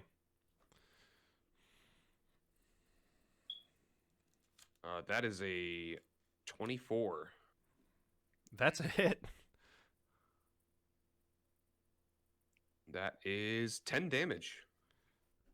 Would you like to describe how that one dies? Yes. I would like to imagine that this dude is just like covered in bee stings because he's just been obliterated. And I pull out my rapier, and very much like a fencer, I'm just gonna like poke where all the bee welts are at, and then just sort of like rapidly just keep poking him like through all the bee welts until he just dies. Just stabbing him through them, and he like slides off the end of your rapier and falls to the floor. Zorro. Okay. Baddies' turns. We have 1 in front of Tomax that is going to try and hit. I see Zymot's not here. Do we know what Tomax's AC is? Doesn't matter. I rolled a 3. The other 2, one of them is going to attack you, Cyrus, with his mace. Ooh, an 11 plus 4 is 15. That does hit. For 5 points of bludgeoning damage. Oh, geez, stop it. You're beating up my face. And the other one is going to attack Akuma. Before you roll, I have shield as a spell. And I have a timing question. Okay. So it says casting time 1 reaction which you take when you are hit by an attack or targeted by the magic missile spell. So you would have to like roll my AC and then I get to choose to use it. Correct. Okay. I rolled a 14. Yep, I'll use shield. So that basically raises your AC to a point higher than what I rolled. So he actually ends up missing you. Yep. Right? Cool. Yep. Very, very cool. What form does this shield take in front of you? Is it like a fire, like a wall of fire that blocks it. It's just an invisible barrier, magical force. Very cool. Very, very cool. Okay. 2 of these swarms are going to attack the bad guys. There's only 3 of them, so let's do this. 1, 2, 3. The one that attacked Akuma is going to take 9 points of piercing damage My and name is Speedy still Go up. On. The next one is that's a reroll. Is the last one by Tomax is going to take 11 points of piercing damage. And we have 1 more hive that can attack anyone. So we've got 1, 2, 3 plus 4 is 7. I need my D8. 2. That is going to hit a baddie for 10 points of damage. Okay. Gigroth, your turn. All right. Well, I'm just gonna try to calm down that last swarm. Last swarm? Yeah. And since I forgot to do it the last round, but it was a good thing I remember that Cyrus gave me that D6. But I remember you saying I could have advantage since I've have the backup of the other 2 swarms. That is correct. Yes. All right. Where is persuasion? Right there. So 15 and 12. So does 15 convince? 15 is the magic number. These swarms will not attack you guys anymore. Will not attack the good guys. Awesome. And I'm gonna go over to wait, who's getting attacked right now? You know what? I'm gonna move over to Akuma and kind of be like his shield. Okay. So you're gonna body block in front of Akuma. Yeah. All right. So basically, you step up to one of the guys that just attacked Akuma. You like sidestep in front of him, like, what? What's up now? You just what, bitch? Akuma, you're up. The one in front of Cyrus is pretty bad, heavily damaged at this point. Yes. All right, Both of them are. Both the one in front of you. The one in front of you is actually more damaged. All right, so him, we're going to magic missiles level 2. First dart. 4 damage. Okay, not dead. 2 damage. Dead. All right, so this bolt, instead of killing him, I want it to just like this dart comes out of my hand and like knocks him square between the eyes and knocks him unconscious. Okay, so this guy that you just knocked out is just unconscious. Okay, just takes the bolt right in the face and falls over backwards. You still have 1 more bolt or 2 more bolts? Yep, 2 more bolts. So targeting the one in front of Cyrus. 3 damage. 5 damage total. 5 damage total. Okay, still up. And I won't move. All right, Zyma. You read my mind. I was gonna do the same thing to my guy. All right, awesome. Tomax is gonna swing at him All right. in a non-lethal manner. Okay. Oh, that's bad. 6. 6. Okay. This one is actually fairly healthy. Was 6 your attack roll? Yeah, 6 was the Okay. attack. So Yeah, that's a that miss. does not hit. Yep. Obviously. I will unleash Incarnation to swing again, and that hits 24. Definitely. For a 7 points, and I'll say bludgeoning damage. He just hits him with the handle of the glaive. Okay. Does not go down. Yep. Fair enough. Okay. Anything else on your turn? No, I those are I don't. Yeah, that's all I can do. So I'm gonna keep myself on both sides. Tomax on one side of this dude, and myself on the other. So he ain't going nowhere. All right. Cyrus, your turn. You have 1 more in front of you. I'm gonna use him as a sheath for my sword. Okay. Let's see that attack roll. 23. 23. That is definitely a hit. That is 9 damage. They are down. You have successfully pierced and embedded your sword in this thug's back or front side. Wherever, whatever you want. He's dead. Yeah. It's just yeah. Cyrus is very tired. Oh yeah, that's right. He's very tired. He's like, We did it, Yeah. everybody. Okay. I killed someone. Good job. It's the Especially baddie- it's the Zyma, who baddie's I felt turn. Like, oh, okay. I thought we were done. Never No, mind. there's one more still up. Seeing that he's the last one standing, he's gonna turn away from Tomax and try to run away.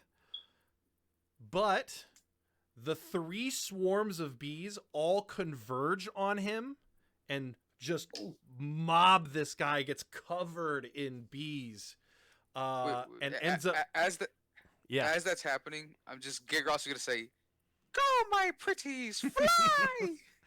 these bees just converge on this guy, and he falls over with all of the bees continuing to sting him, and he is Tigger, dead. tell them not to kill him. Ah. All right, guys, back it off, back off. Give him some room. Gigross says that as he's laying on the ground, clearly dead. Just like, all right, guys, let's ease up on him. Okay. And you can all of these guys have been knocked out. So question for you. We are like 45 minutes away from our 3-hour mark. Do you want to just continue rolling without a break? And then we'll take a longer break before crit chat. Just continue playing right through, or do you guys want to take a small break now? I want to keep playing. Okay. Yeah, Same. let's keep playing. All right. We'll just roll right through. There is a commotion from outside of the I'm just gonna call it the greenhouse, and behind you, Gigroth, as this crowd has amassed and watched all of you. Oh my gosh! And some of them are cheering at you. Some of them are sobbing at what has happened to their beautiful beehives, which will no doubt stunt production for their mead. What would you all like to do? You are no longer in initiative. Cyrus, thank you so much for giving me the inspiration to fight for this great town of Goodmead. And I'll No politely problem, shove man. you towards the forefront.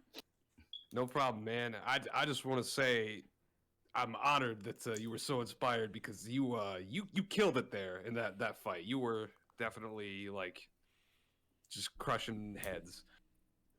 Look, everybody, Yeah, there's thanks to been. Oh yeah, I was just gonna say like call out to like the crowd and everything and address them. Like, it seems that some group of adventurers or scoundrels perhaps have attempted to sabotage the beehive. I don't know why this has happened, but we have. I kind of look down at the bodies and say, we have disposed of the scoundrels, and we will do our best to investigate further and figure out who they were and what they were trying to do, and if there's anything we can do to help, reestablish the beehives and get production back to normalcy, just give us a call. Yeah, and Gigroff will shout out, and it's all thanks to Cyrus's awareness and diligence and protecting the town, even though we were having a party. I'll give Gigroth finger guns. Okay. And he'll do them back. The crowd kind of calms down a little bit, and at this point it's just like everything's kind of settling in, right? Like what just happened, their mead hall was sabotaged. They really don't have any direction about what to do right now. And Olivessa kind of steps in and says, "It's okay, everyone. It's okay. We're very lucky that Cyrus and everyone were here for this tragic event. We will make sure, and us, the employees of the Goodmead Hall, will make sure that everything gets back up and running. Please, remember, this is still a time for celebration. Go back to your drinks. Go back to the mead hall. Go home if you must. We will take care of this." And kind of calms. Forgive me after this. I think this is clearly someone is trying to get the better of Goodmead for some reason. And trust me, we will find out as I kick the unconscious body next to me. Mm-hmm. But if there's one thing that this tells me is that it is a time for action, and Goodmead is a people of action. A town that gets things going. The mead is the way to keep the blood warm, and it is the lifeblood of the 10 towns. I say, forgive me as if it might not be that place, but should you all want direction and movement, allow Cyrus to inspire you as he has inspired me. I say, if it is okay with you all, we make the election this evening, and tomorrow we begin rebuilding Goodmead for the better of everyone. Nice. Olivessa's kind Nice. of shocked and taken aback at the thought of this. Make me a performance check, Zymot. What are your portent rolls? I don't think a 10's gonna help you, buddy. Can I help him with that? Can I help him with that performance? That performance. Sure, yeah. You can either make one yourself or grant advantage to Zymot. I'm giving Zymot advantage because I have 0 performance. You do it, because I have -1 and I rolled a 4, so this is on you. Okay. We really, Or you Oh, could- y'all make good meat 7. great again. 7. we 7. really needed that one to be a good one. Okay. Gosh darn it. Yeah. So once everyone absolutely doesn't respond to me at all, I will quietly bow out and start tying up our prisoner. Okay. The Olivessa is shocked at the notion of wanting to hold elections right now, but you can tell that she agrees with you, as this major event has just happened, and the town needs leadership sooner rather than later. You can tell that she agrees with you. But the crowd calms. They go back to the mead hall. Some of them go off to their homes. Olivessa says, is there anything... after that, she turns to all of you and says, is there anything I can do to help? Yes, I think the town does need leadership, but I think first and foremost, I think we need to get housing for these bees to keep them like corralled and everything. Is there any like temporary way we can set them up? Like, because you work here, so I assume you know kind of how to run the bees and everything. She says, I'm merely just a cask maker, but I will be certain to get the staff who knows this on it. Okay, good. And good. she takes off. You guys are all alone with this guy now. What would you like to do? Great job, Gigaroth. That was fantastic doing the bees like that. How did you know to do that? It's just a little bit of a nature boy, if you might say. I'm a little bit of a nature boy. Woo! And then, like, Gigroff will pat himself on the back just a little bit. She's like, So just to confirm, this is the only guy that's unconscious. Everyone else is dead. Everyone else is dead. yes. All right, I'm gonna tie this guy up, blindfold him, and then I'll proceed to my investigation's good. I'd like to go ahead and search all the other bodies. Gigroff will help with that search. Okay. You don't. Okay, yeah. Make your investigation checks.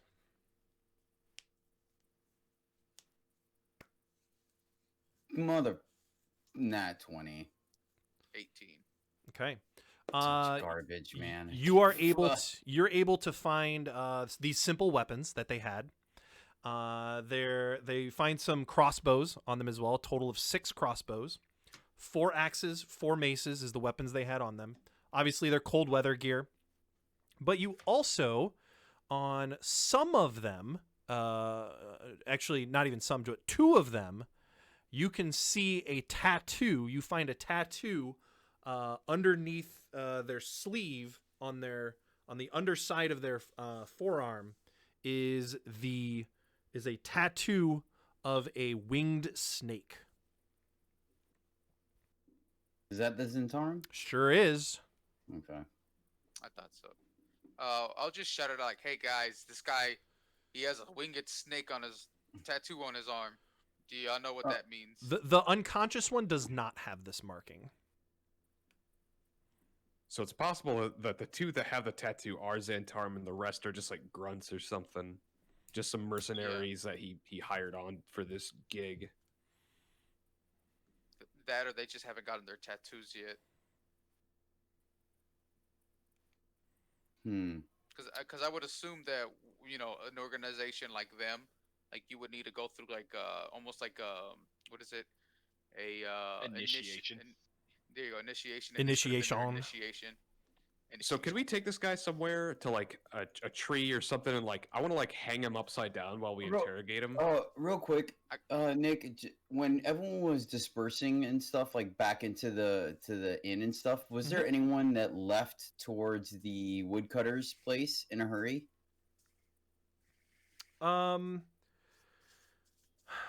Yes, there would have been a couple of them that went that way, but not in a hurry. Okay.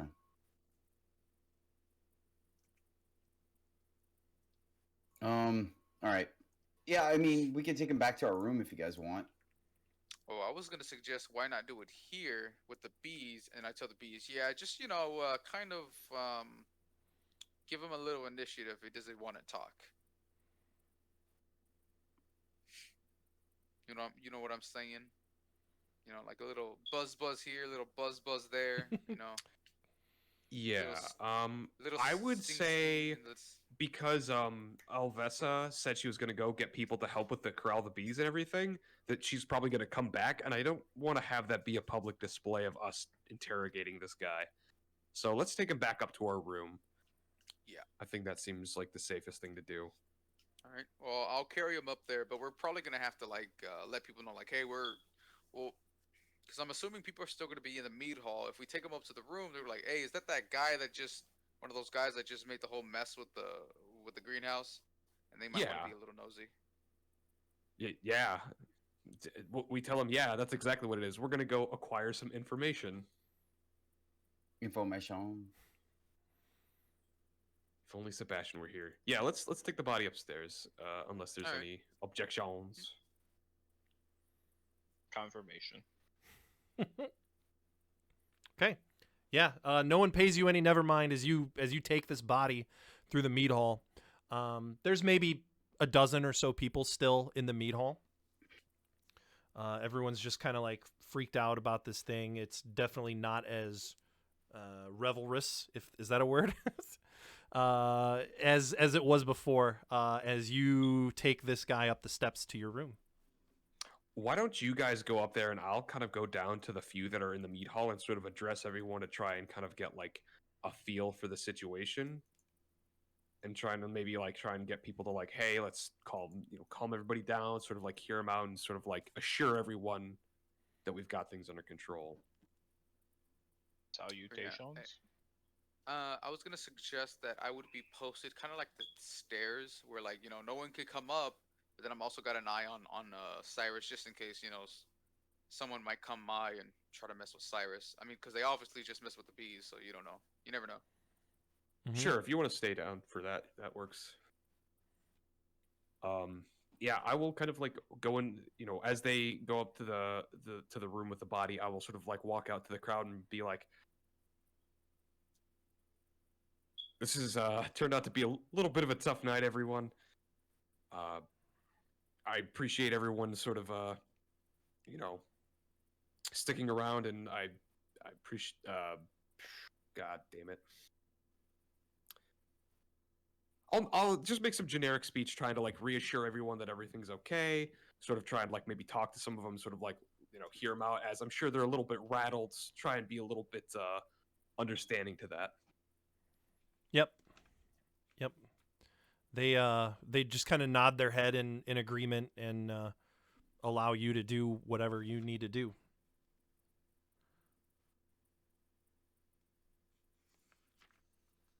And I'll make some general kind of speech about like, I think right now we do need leadership, and I feel like I've been there for the town a few times so far, and I will do anything I can to make sure this town stays safe. Probably starting with increased security. So everyone be safe tonight. Going home and get some rest, and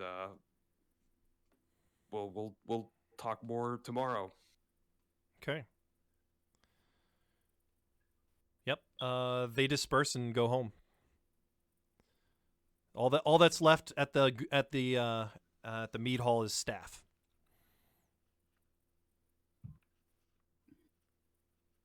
Dynamite, you want to get your torture on? I have not been doing very good on my persuasion, so no, you guys are more than welcome to have at it. The guys with better charisma than I do. Like, yeah, intimidation, persuasion, all bad, all bad. I got a little some in the intimidation department. Please, be my guest, Gigorath. All right, I'm gonna kind of like, is he awake by that point, or is he still out cold? Whatever you guys want to do with him. As far as I know, he's out cold. I mean, All right, well, I'm gonna. a if he wants dagger to be underneath the out- fingernail will wake him up. Yeah. In my experiences. And I'm gonna have a little fun with it. So since he wants to be out cold, I'm gonna go out in the cold, grab some snow, and put it in his pants. Okay. Oh, jeez, what the? And I assume he's tied up somewhere to a. Okay. It wakes him up. Jeez, watch what you're doing with that. Oh, and then he realizes he's tied up and. Oh shit. And he's And so he's I get awake up- and he has you have his attention. And like Dave Batista, I'm gonna get all up in his face like Drax, and use intimidation. Is like, tell us everything you want to know, or we can go snip snip. Make me that intimidation check.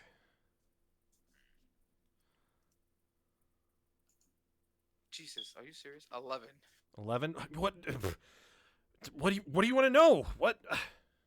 Oh, we lost him. He was so he was so startled by his role that he just ditched us. There we go. 11. Yeah. He's thoroughly intimidated. I don't. What do you want? I don't know, man. What do you want to know? What do you want to know? All right. So first off, why were you messing with the bees, you prick? That's what we were told. It was just a job. That's what we were told to do. Come down here and fuck up the meat hall. By who?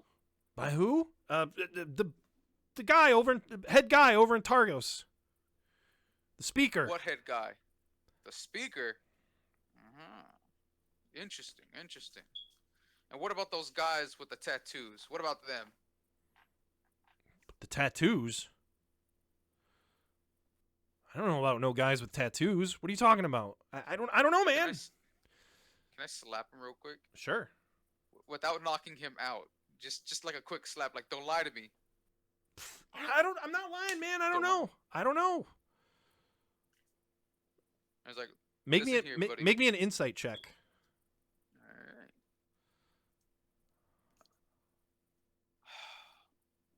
Can somebody give me advantage? No, what was your roll? 3. You think he's 3. lying. Oh, okay. Great. All right. And then I was like, look at here. You see these hands? You see these big Goliath meaty hands? And you see those 2 nipples you got? You gonna give him a titty twister? I'm don't talking know. purple fucking nurples. I don't know, man. I don't know anything about tattoos. All right. What are the titty twisting time. Zentarum doing in 10 towns?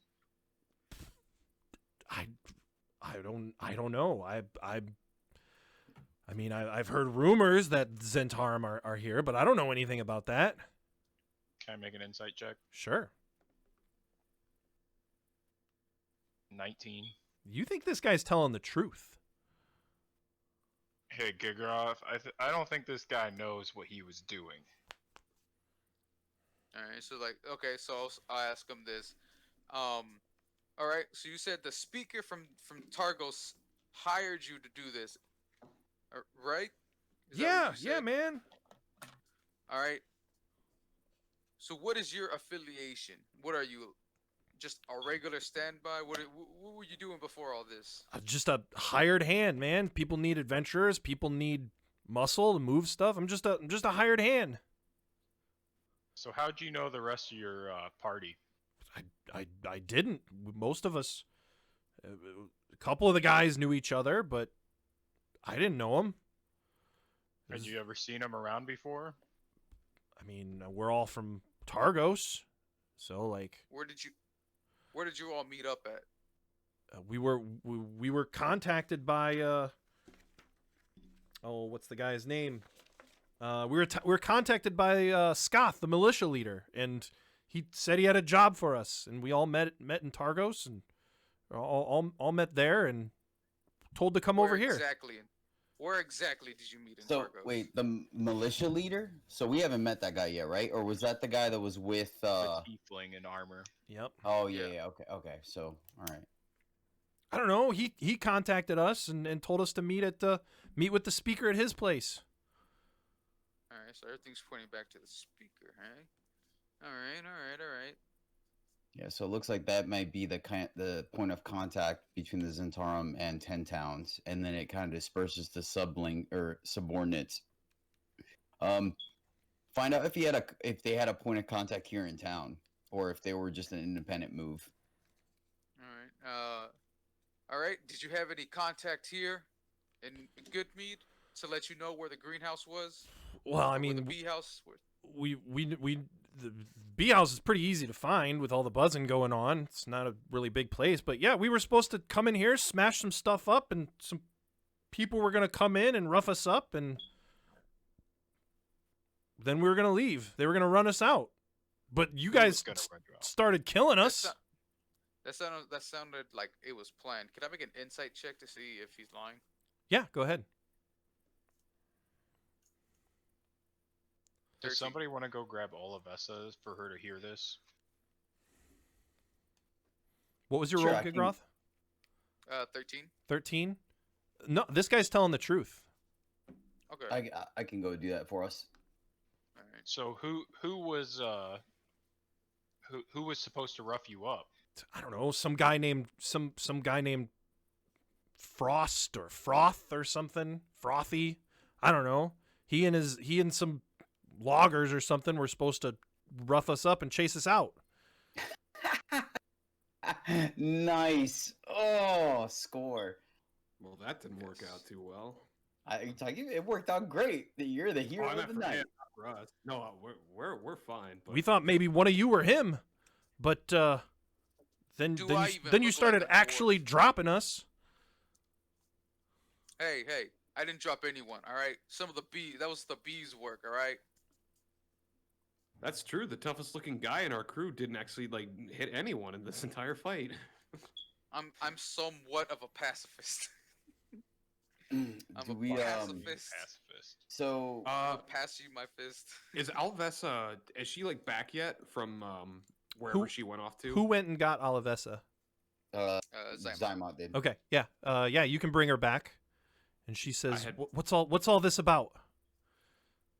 I need you to tell Olivessa everything you just told us. And when that's happening, I'm gonna pull Cyrus and Akuma aside and ask them if we want to try to recruit this dude.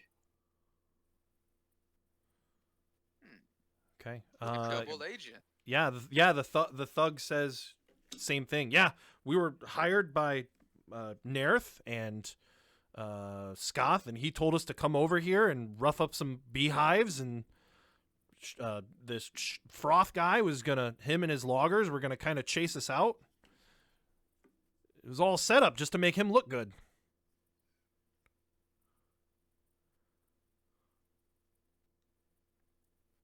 How does Alvessa react to that? She's not saying anything. She's very wide-eyed and pondering and kind of taking it all in. And after a few seconds, she turns to all of you with a very inquisitive look on her face. Like, what do we do now? Cyrus, what do we do? Well, I think there's very clearly some shady shit going on between Nerth as well as well, it sounds like it was a setup between Shander and Nerth. But what I'm curious about is why Nerth would get involved with this. Like, was he trying to get Shander Froth, like to look good, or well, obviously that's what happened. But like, was he trying to get him as speaker to sort of like be like his surrogate speaker, basically, and sort of increase his power? I don't know, but I All think of I us. like the idea that we use this guy to return back and get some information about the situation. Sean. Olivessa, are you familiar with the Zentarum? I know of them. I know they're not a very good organization. Have you had any run-ins with them here in Ten Towns? I've not.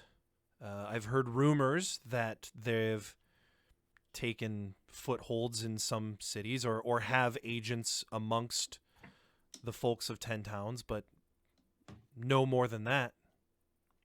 Two of the men that we checked out back in the apiary had tattoos of the Zentarum on their forearms.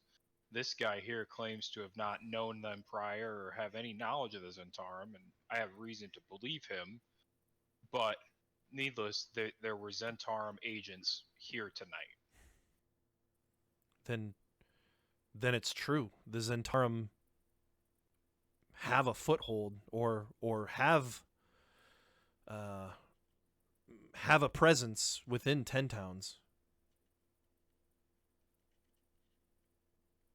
What do we do about that? If we are able to cleanse, so to speak, good mead of the Zentarum influence, we can also use the trade of mead to facilitate us traveling from town to town, gathering information so we can continue to weed out where they have rooted in other cities. That sounds good. Do you believe what other cities do you believe they have do they have footholds in? At the moment, we have reason to believe Targos, but I guess other than that, we're not entirely sure at the moment. Well, Can I do an insight check on her feeling like that's a good idea? Like she supports the whole cleansing of the Zentarum? yeah, go ahead. Okay. Just covering our bases. 9.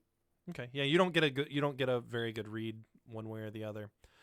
She says no doubt if Shander was involved with it, no doubt the Zentarum wanted to control good mead, to control the flow of the mead, as it's a major good within Ten Towns.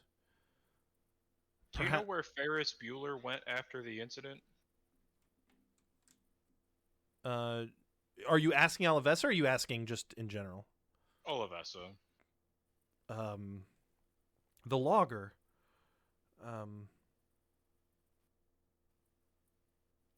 I would assume he went back to the logger's house. Why? We need to put an APB out on that motherfucker.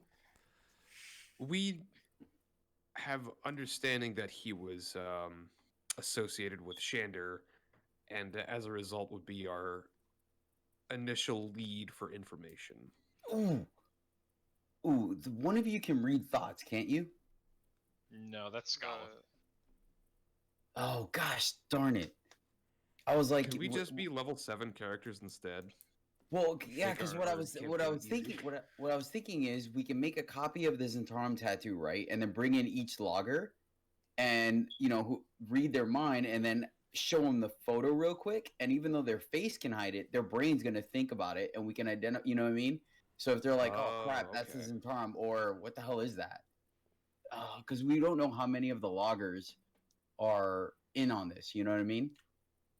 My idea was similar to yours. The only difference was I was thinking, okay, let's make a copy of the Zentarum tattoo, but put it on Gigroth, and then use that to almost like Gigroth will pretend he's part of the Zentarum. So we could send Gigroth and ask these questions to these loggers, as him acting as he's part of the Zentarum. Well, the only issue with that is that you're a folk hero, right? People know you.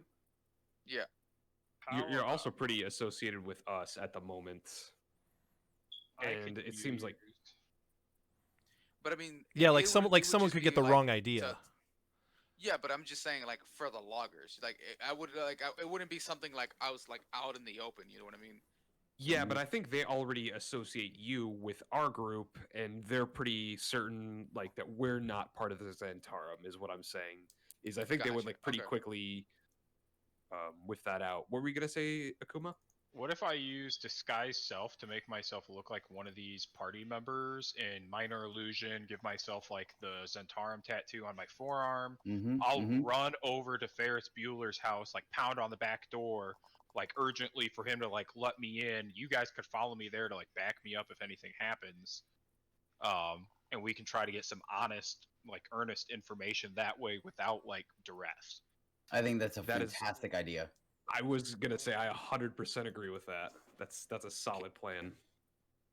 My just a concern. Like, if something does go wrong, would you be able to handle yourself until we got in there, or would it be better if like, because can you use disguise self on other people, or is it just on you? Nope, it's disguise self. Oh, it's stupid. Sorry. Stupid question. It literally says disguise self. All right, my bad. It's all good. I like this idea. I'm for it. Yeah, Yep. yeah, but yeah. And we'll be that's a outside good to idea. burst in, and they're loggers. We remember Shander. He had 4 HP. We killed him on accident, so I don't think there's much of a combat concern. Yeah, just a wave of my hand would just knock him out unconscious. I think Akuma could use his horns to like beat him in a fight. Oh yeah, for sure. Just gore him. Yeah, actually, that's quite violent. It's quite crude. Okay. All Are you right, going to so do do that we right wanna- now? No, Akuma? I'm gonna wait till we get a little bit closer because it's like a 1 hour duration. Oh, so like tomorrow morning you're going to do this? Oh no, or- like let's go tonight. Like unless you guys would rather wait until morning, but I feel like No, it'd be I like more, this. like go Yeah. like I know I've got low health. Do we have health potions? I don't. Potions of I healing? do have a level 1 cure wounds I could use on you. If you don't If that- mind. Yeah, Mhm. let's do that. Okay. That is 7 hit points. Nice. Again, Yeah, that's let's do this. 12. I like this. Thank you. I like this plan a lot. I will have no spell slots available after doing this, so I'm just down to cantrips. I don't think there's going to be a huge combat concern. So But just- that might be a Just in case that there is it possible for Cyrus to give me one of those D6s? That way, I could add it to my initiative, and if I'm able to go first, I might be able to pull like Akuma out of the room. That way, like if they're gonna attack somebody, they're attacking me, and I'm at full health. I'm out of inspiration. Okay. I haven't been able to rest for 2 days. Oh yeah, that's right. Poor fearless Cyrus. leader, no Poor longer Akuma. inspiring. It's like- You guys ready to go then? Yeah, let's do Yeah, this. I let's am. go. Yep. All right. Let's do it. I'll disguise self, looking like the guy, in like one of the guys with the Zentarum tattoo. Okay. And as with the guys like further behind me, like I'm gonna approach like the back door of this house. I'm assuming it has a back door. Yeah.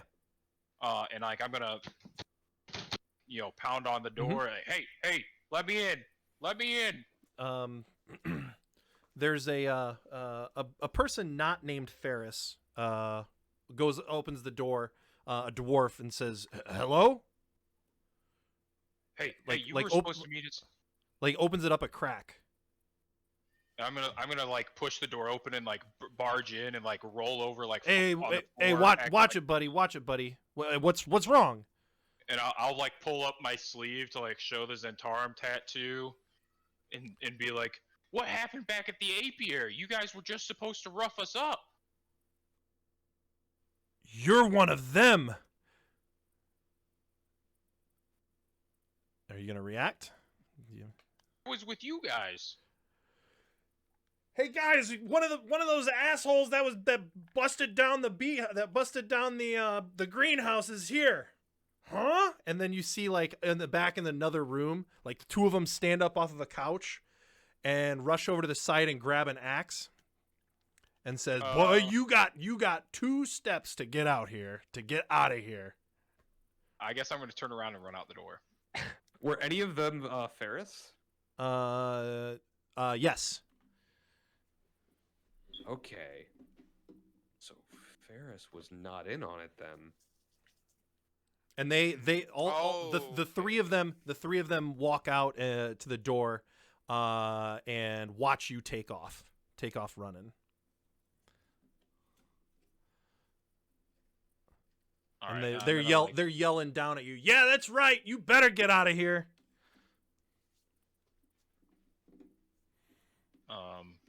I'm gonna like circle back to the group, and like obviously you guys caught what was going on. Do you guys want to go back and like knock on the door and ask him like what was going on with Froth and kind of interview him, or you want to wait till morning now? mm, No, I don't think I think at this point they're way too like on guard.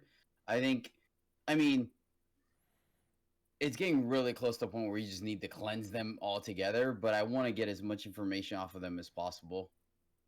yeah, I was gonna say I don't want to wait until the morning and then like maybe they're not even there anymore, or like they're like, all right, well, they're on to us, or like some of them are like, they dip off. Some of them knew the plans, maybe some of them didn't. Maybe only the one dwarf knew, and we need to get information from him now, and I don't want to give him the chance to escape.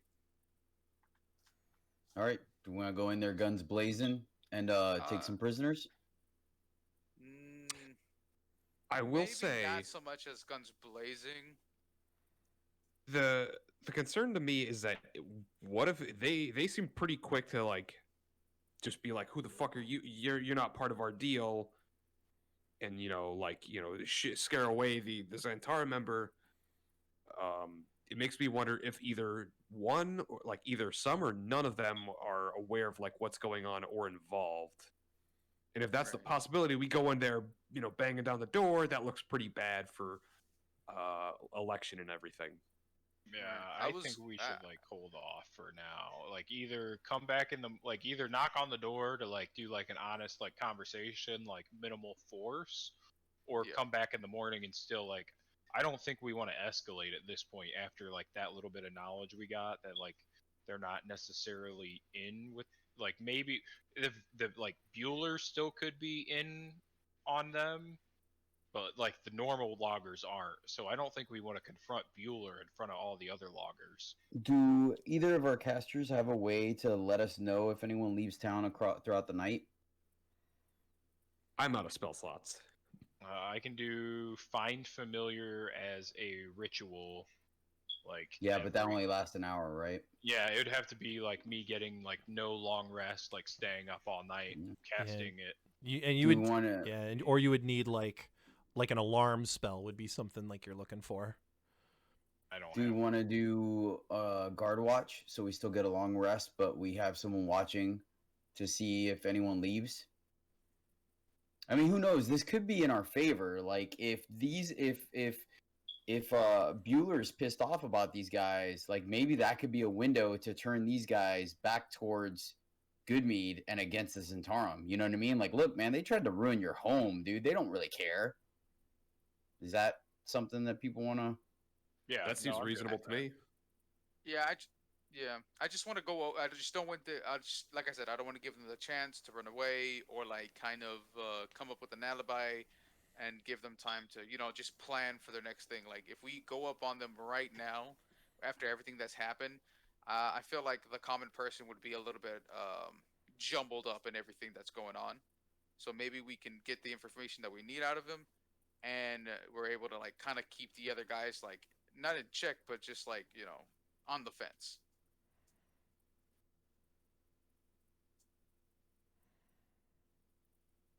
So does Gigroth want to take a watch then? Just kind of like not take your long rest and keep an eye out?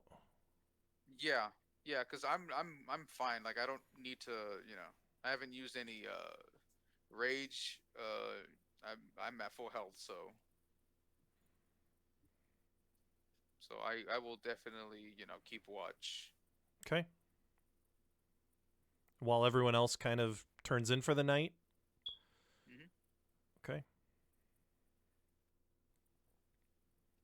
All right. Where are you gonna? So is that the plan? I don't want to. I don't want to put words in your mouths. I'm just trying to get a clear picture about what exactly you guys are doing. I'm good for going back and getting a long rest. Yeah, same Yeah. here. I think I need to at least try to. Okay. And Gigroth, where are you gonna post up at? Are you gonna post up on the edge of town? Are you gonna go guard the house? So on the map, where is the logger house? The logger house is all right. So there's the road that runs from southwest to northeast, the main road that runs through town. The logger house is on the north side of the road, about halfway down. It's one of those houses. Oh, so a little bit before that that uh that road that goes to the right. Yeah, like the crossroad. Yeah. Yeah, it's like 3 houses down before the crossroad. Okay. Yeah, I'll just post up. Where should I post up? I'll post up by those trees. Hopefully that they're big enough to like cover me up, like hide my presence, Mm-hmm. so that just I can keep a watch on them. Okay. All right. And the rest of you are going to turn in for the night? Mm-hmm. Yes, Okay. sir. All right. Through the night, Gigroth, there is no activity from that house other than in what would be morning, fairly early. A couple of them leave and head out to the forest. And then the rest of them, including Ferris, come down, leave, and head towards the mead hall. Okay. Also, make me a perception check. Please, please, please. 7. 7. Okay. You can also see other people coming out of their homes very early, and also heading towards the mead hall. A few other people from other houses. Okay. The rest of you, it is the next morning. Let me mark this off on my calendar. Cyrus, roll me a d6. Oh boy.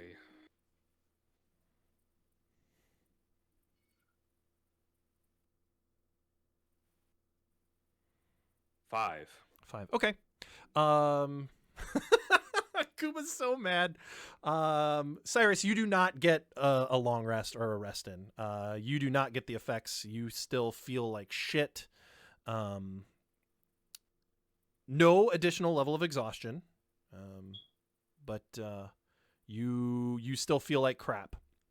Oh, I don't get another level? You're not going to get another level of exhaustion, but you still feel like crap. You do not gain the effects of a long rest, though. So I am out of spell slots. Yep. And Akuma Zaimot, you have your long rest. Cool. Your normal. As soon as we're all up and everything, I just immediately grab Akuma by the collar of his shirt. I'm like, it didn't work. But do you feel worse? And I stop and think, I guess technically no, but it's still not good. Give it time. Just give it time. Are you sure there aren't any local healers or somebody who could maybe remove the curse? Like in one All of the the 10 way towns? back in Brinshander, there's another temple. But we Well, still got some business here. I think once we sort out our business here, we should go get that sorted out because Yeah, I'm yeah, not yeah, being yeah. so hot. I'm sure we will. Yep, we'll get there. Okay. I just want to remind you. I just want to remind you guys. We still have that lady that I found in the forest in my room. So just letting you remember that. And then the other thing I was going to ask is, Cyrus, do you kind of want to? So we still have this captive. Do you want to get to Olivessa and kind of see what she thinks we should like? What's town tradition for this sort of situation? Okay, yeah, that Town, seems town law. okay. Yeah, that she would be a good place to start for like getting information about that. We should probably head downstairs and inquire about that. And actually, in the morning, you hear Gigroth, what are you gonna do? Are you gonna come with these people back to the mead hall? Yeah. Okay. I'm just gonna follow the loggers back to the meat hall. Okay. As you get to the mead hall, you see kind of a largish crowd has gathered at the mead hall, and it's not as packed as it was the night before, but there's a good 20-25 people here. And up at your guys' rooms, you hear a knock on the door. I guess I'll go answer it. It is Olivessa, and she says, you all are going to want to see this. And motions for you to follow her. Oh, okay. Well, I guess I'll follow her down. And she explains to you, and she says, what Zymot said definitely inspired me, and this town needs leadership now, not later. I spent all night contacting as many people as I could. And she motions you down the stairs, and you can see all of these people standing in the mead hall looking up at you. And as you come down, they start clapping. And Olivessa says, the events of last night prove that we need leadership now, not later. I say we make Cyrus our town speaker starting immediately. And the whole crowd just, yes, I agree. And they all start cheering. We need leadership. We need protection. Cyrus will give it to us. And they start clapping, and Olivessa says, she kind of like shrugs her shoulders and motions to you, Cyrus, and says, they're all yours. Thank you, everyone, so much. I am deeply honored to be appointed as Speaker of Goodmead. However, there is much to do, especially after the events of last night. First off, getting the meadery back up and running, and getting the bees in safe position. Increasing, I think we need to increase security so something like this does not happen. So I will be attending to that shortly. There's actually very much I assume I need to learn about Goodmead today, but I look forward to learning about it and learning about all of you. Thank you all so much. And they all clap and cheer and begin to disperse. And as this yeah, go ahead, Gigroth. No, I was just as this is going on, like, do I notice how the loggers are reacting, facial expressions, body Positively. gestures? They are for what is happening right now, including Ferris Bueller. It would seem like he did It is no longer his day off. I guess through Cyrus's exhaustion is contagious. No, I was just gonna mention. No, just through that reaction, I guess he wasn't in on the whole plan to run these guys out of town. Okay.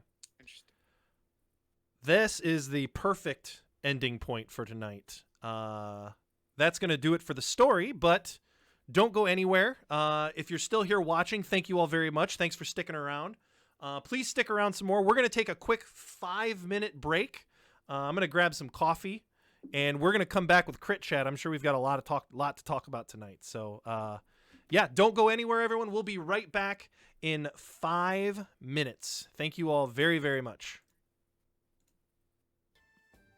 Okay, everyone. Thanks for hanging around with us.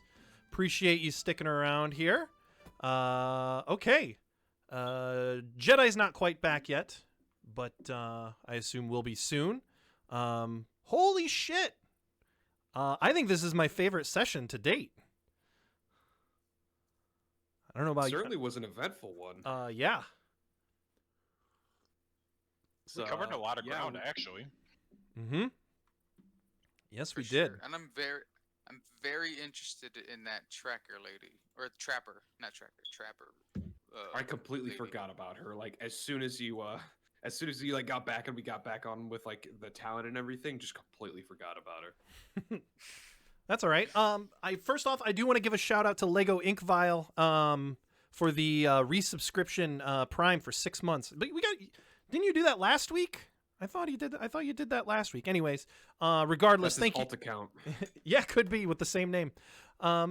Thank you very, very much for continuing that subscription using your Prime Gaming sub. Really do appreciate it. Thank you very much for the support and enjoy your emotes. Yeah, so I thought this session was super fun. Did cover a lot of ground, and kind of puts a nice cap on Goodmead for now. I think maybe not. Maybe there's still a ton more to do here, but puts a really nice cap on it for me at least.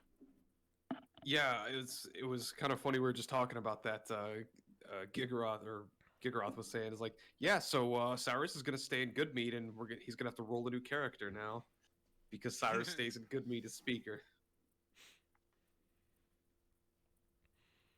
Yeah. But yeah, I'm not really sure what to do with Goodmead anymore. So I feel like we're probably just moving forward next session on, maybe the tracker lady that Mark Gigaroth found, or one of the other like half a dozen plot points we could follow.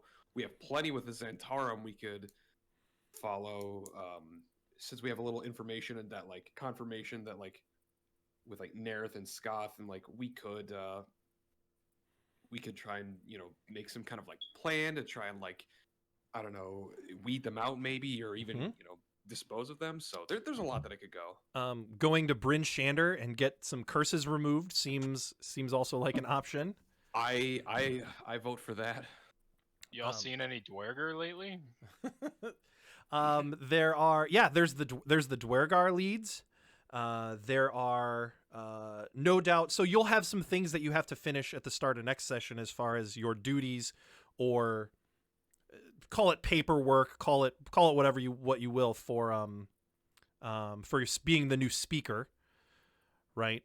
So you'll have some things to do there before you guys are able to get on your way. No doubt there will be information for you as a speaker for taking that role over.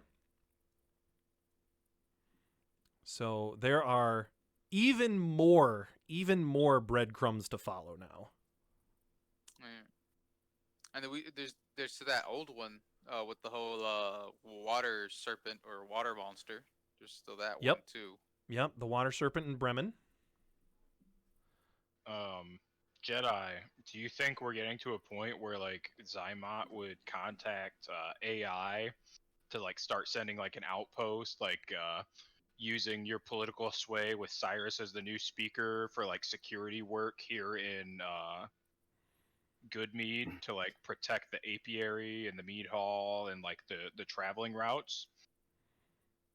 It's actually kind of funny that you said that, because that's exactly what I was thinking about during our break, was that this is a good talking point to message AI, find out if they know anything about the Sun Swords, the Black Swords, because there's a foothold here. The fact that we've established a foothold or a starting or not a base of operations. What's the word I'm looking for? Not a foothold either.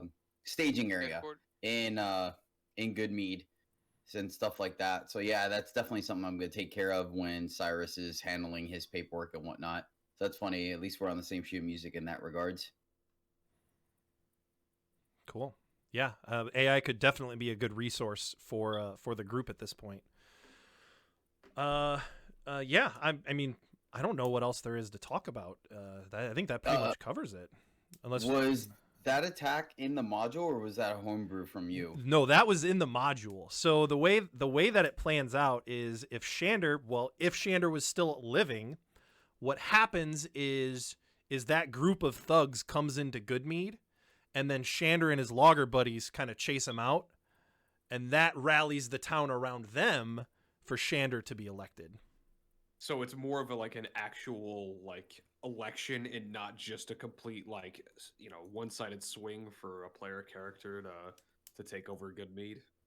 Yeah. Well, I mean, it's straight up says in the module that if this event happens, 8 human thugs storm the mead hall in cold weather clothing.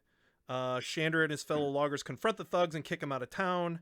The whole incident is orchestrated to make Shander into a local hero. Characters who capture and interrogate one or more of the thugs can learn that Nerith hired them. Yeah, and if that event happens, well, if the characters fail to expose the deception, Shander is elected town speaker, giving the Zentarum a political foothold in Goodmead. So that whole thing was going to happen. But the way that it planned out, I mean, Shander died, so that information... Yeah, Zymot happened. Yeah. Yeah, Zymot happened, and so Shander never made it back to the city to tell his logger friends to be ready for this incident that's going to happen. Oh, it didn't even click with me that he was on his way back. The logger friends were not at all aware of what was going on, so they're totally oblivious. Yeah, if you remember the meeting between Shander and Nerith says, make sure your guys are ready. I remember that. Yeah. Well, he never got to get his guys ready, and these thugs show up anyways still. That event's still going to happen. Luckily, there's a new group in town to beat the shit out of them. Yeah, all it really did was that still gives us a good in, because once again we could do what you wanted to do there with this guy's self, except instead of doing it with the guys here, we could do it with the Zentarum back over there. You could take over the same guy, be like, hey man, we got the job done, yada yada yada. Do you got anything else for us? What's up? What's the next step? Well, you still have to imagine that word of Shanderfroth's death is still going to reach Nerith. So the job, Nerith will, you can definitely do that, but the information that the job wasn't done by Shander will probably reach Nerith at some point. Cyrus, your first job as acting or as seeker is to declare martial law and lock down Goodmead. Yeah, we're gonna turn it into a police state. We're just gonna we're just gonna militarize Goodmead. Oh my god, Love it. Then we can have our, instead of a death squad, it's the good squad. Yeah. Tyrant Cyrus. Stop resisting arrest. You just got all the loggers with just these sticks and just stop resisting. We could always try to make it out of town first thing, and just be like, "Yo, we got jumped. We got there. Apparently that Froth guy is dead, and we got jumped." The disguise self thing. If we were to try and head it off and get back to Targos first, that is an option. Lots of options. Yeah. Big surprise. No new thing here. Any other? And Bryn Shander's on the way back to Targos, so we can swing by and get some curses lifted. Yeah, the Dwarger are in East Haven, so... Kuma's just all in on, yeah, well, why don't we... Or we could take care of the Dwargar. Or we could do that, we can We can It's we not can gonna do take this. too much to yeah. It's not gonna take too much to convince Zymot since he wants some mining operations to happen. So The whole curse thing, it's gonna fix itself. You know, it's funny you mentioned that because so far it hasn't, and Cyrus is not convinced. You're just resisting too much is the issue. I guess that is something I could have done. Was could I have just been like, I surrender myself to Levistus in my sleep and be like, I'll just do this? Levistus hasn't come to you yet. Okay, so it's not even like an option. It's not like I could just do that. No. There is a specific event that happens that will bring Levistus to you. Okay. You're just not ready yet, man. It's Yep, not that bad. Just not ready yet. At 5th level exhaustion, he'll show up. All right. Also, the person from Dugan's Hole having like the physical deformities, is that like canon? Yeah, it is. It actually is. I don't want to get too much into it, but let me pull over my book.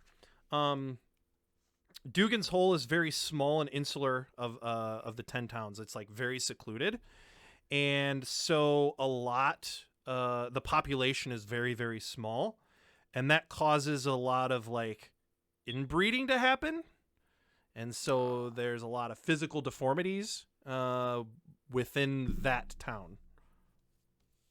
Thought I remembered something being said about that, but I Yeah. thought it was a joke. No, that's canon. That's absolutely something that's happening. And speaking of that woman, when she said that she was psychically sensitive, Mm-hmm. I thought about putting her like if I were to put her close to the shard, the one that Cyrus has around his neck. I wonder what she could like get off of that through her psychic sensitivity. Maybe get Being that something. she's that. It's Maybe, possible. yeah, exactly. Or those other stones or shards that we found that were like seemed otherworldly. Maybe Mhm. there's something she can sense off of those. Yeah. Did she say where she was from or like where she wanted to go? She was out in the forest. Okay. And trapping. So she was doing her job. That's the reason why she was in the forest. And then she started hearing these voices, or hearing this, not voices, started hearing this signal in her head. And she knew the direction that this signal was originated, and she asked Gigroth, "Hey, can you go stop this signal? Because it's annoying. It's fucking up my head." Interesting.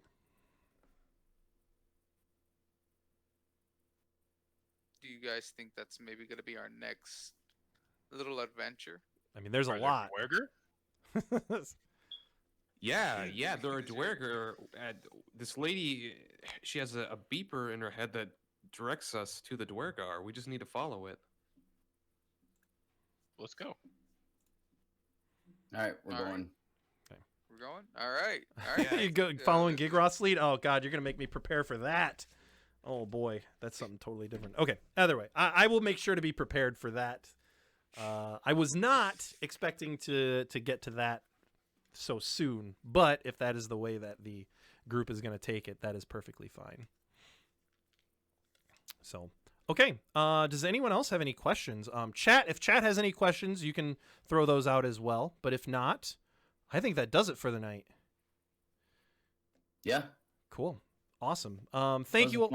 Yeah, there was a really fun one. I really enjoyed it. This is my favorite session so far. I'm very excited to get to the next one. It's only going to be uphill from here. I'm very excited where this is going to lead. So that's going to do it for tonight. Tonight, we're actually going to raid someone. I know we haven't done that, but we're actually going to raid someone tonight. The individual who did our emotes, who did Nice. Gigroth, Cyrith, Akuma, and Zymot, who did those. She is streaming tonight. Sweet. She's streaming a game called Starbound. Harumeji. We are going to raid her. So get those Gigroth, Cyrith, Akuma, and Zymot emotes ready, and just spam the shit out of them when we get in her chat. So let's raid her. Have a good night, everyone. So Take care, everybody. Thank you so much for watching. Yeah, guys, really appreciate you guys and the support. What is her? So I can also go in there and just spam the shit of our emotes. Oh, when I hit the raid now button, everyone here will be transported into her stream, and you can spam the hell out of those emotes and just blow up her chat with them. So thank you all very, very much for watching tonight.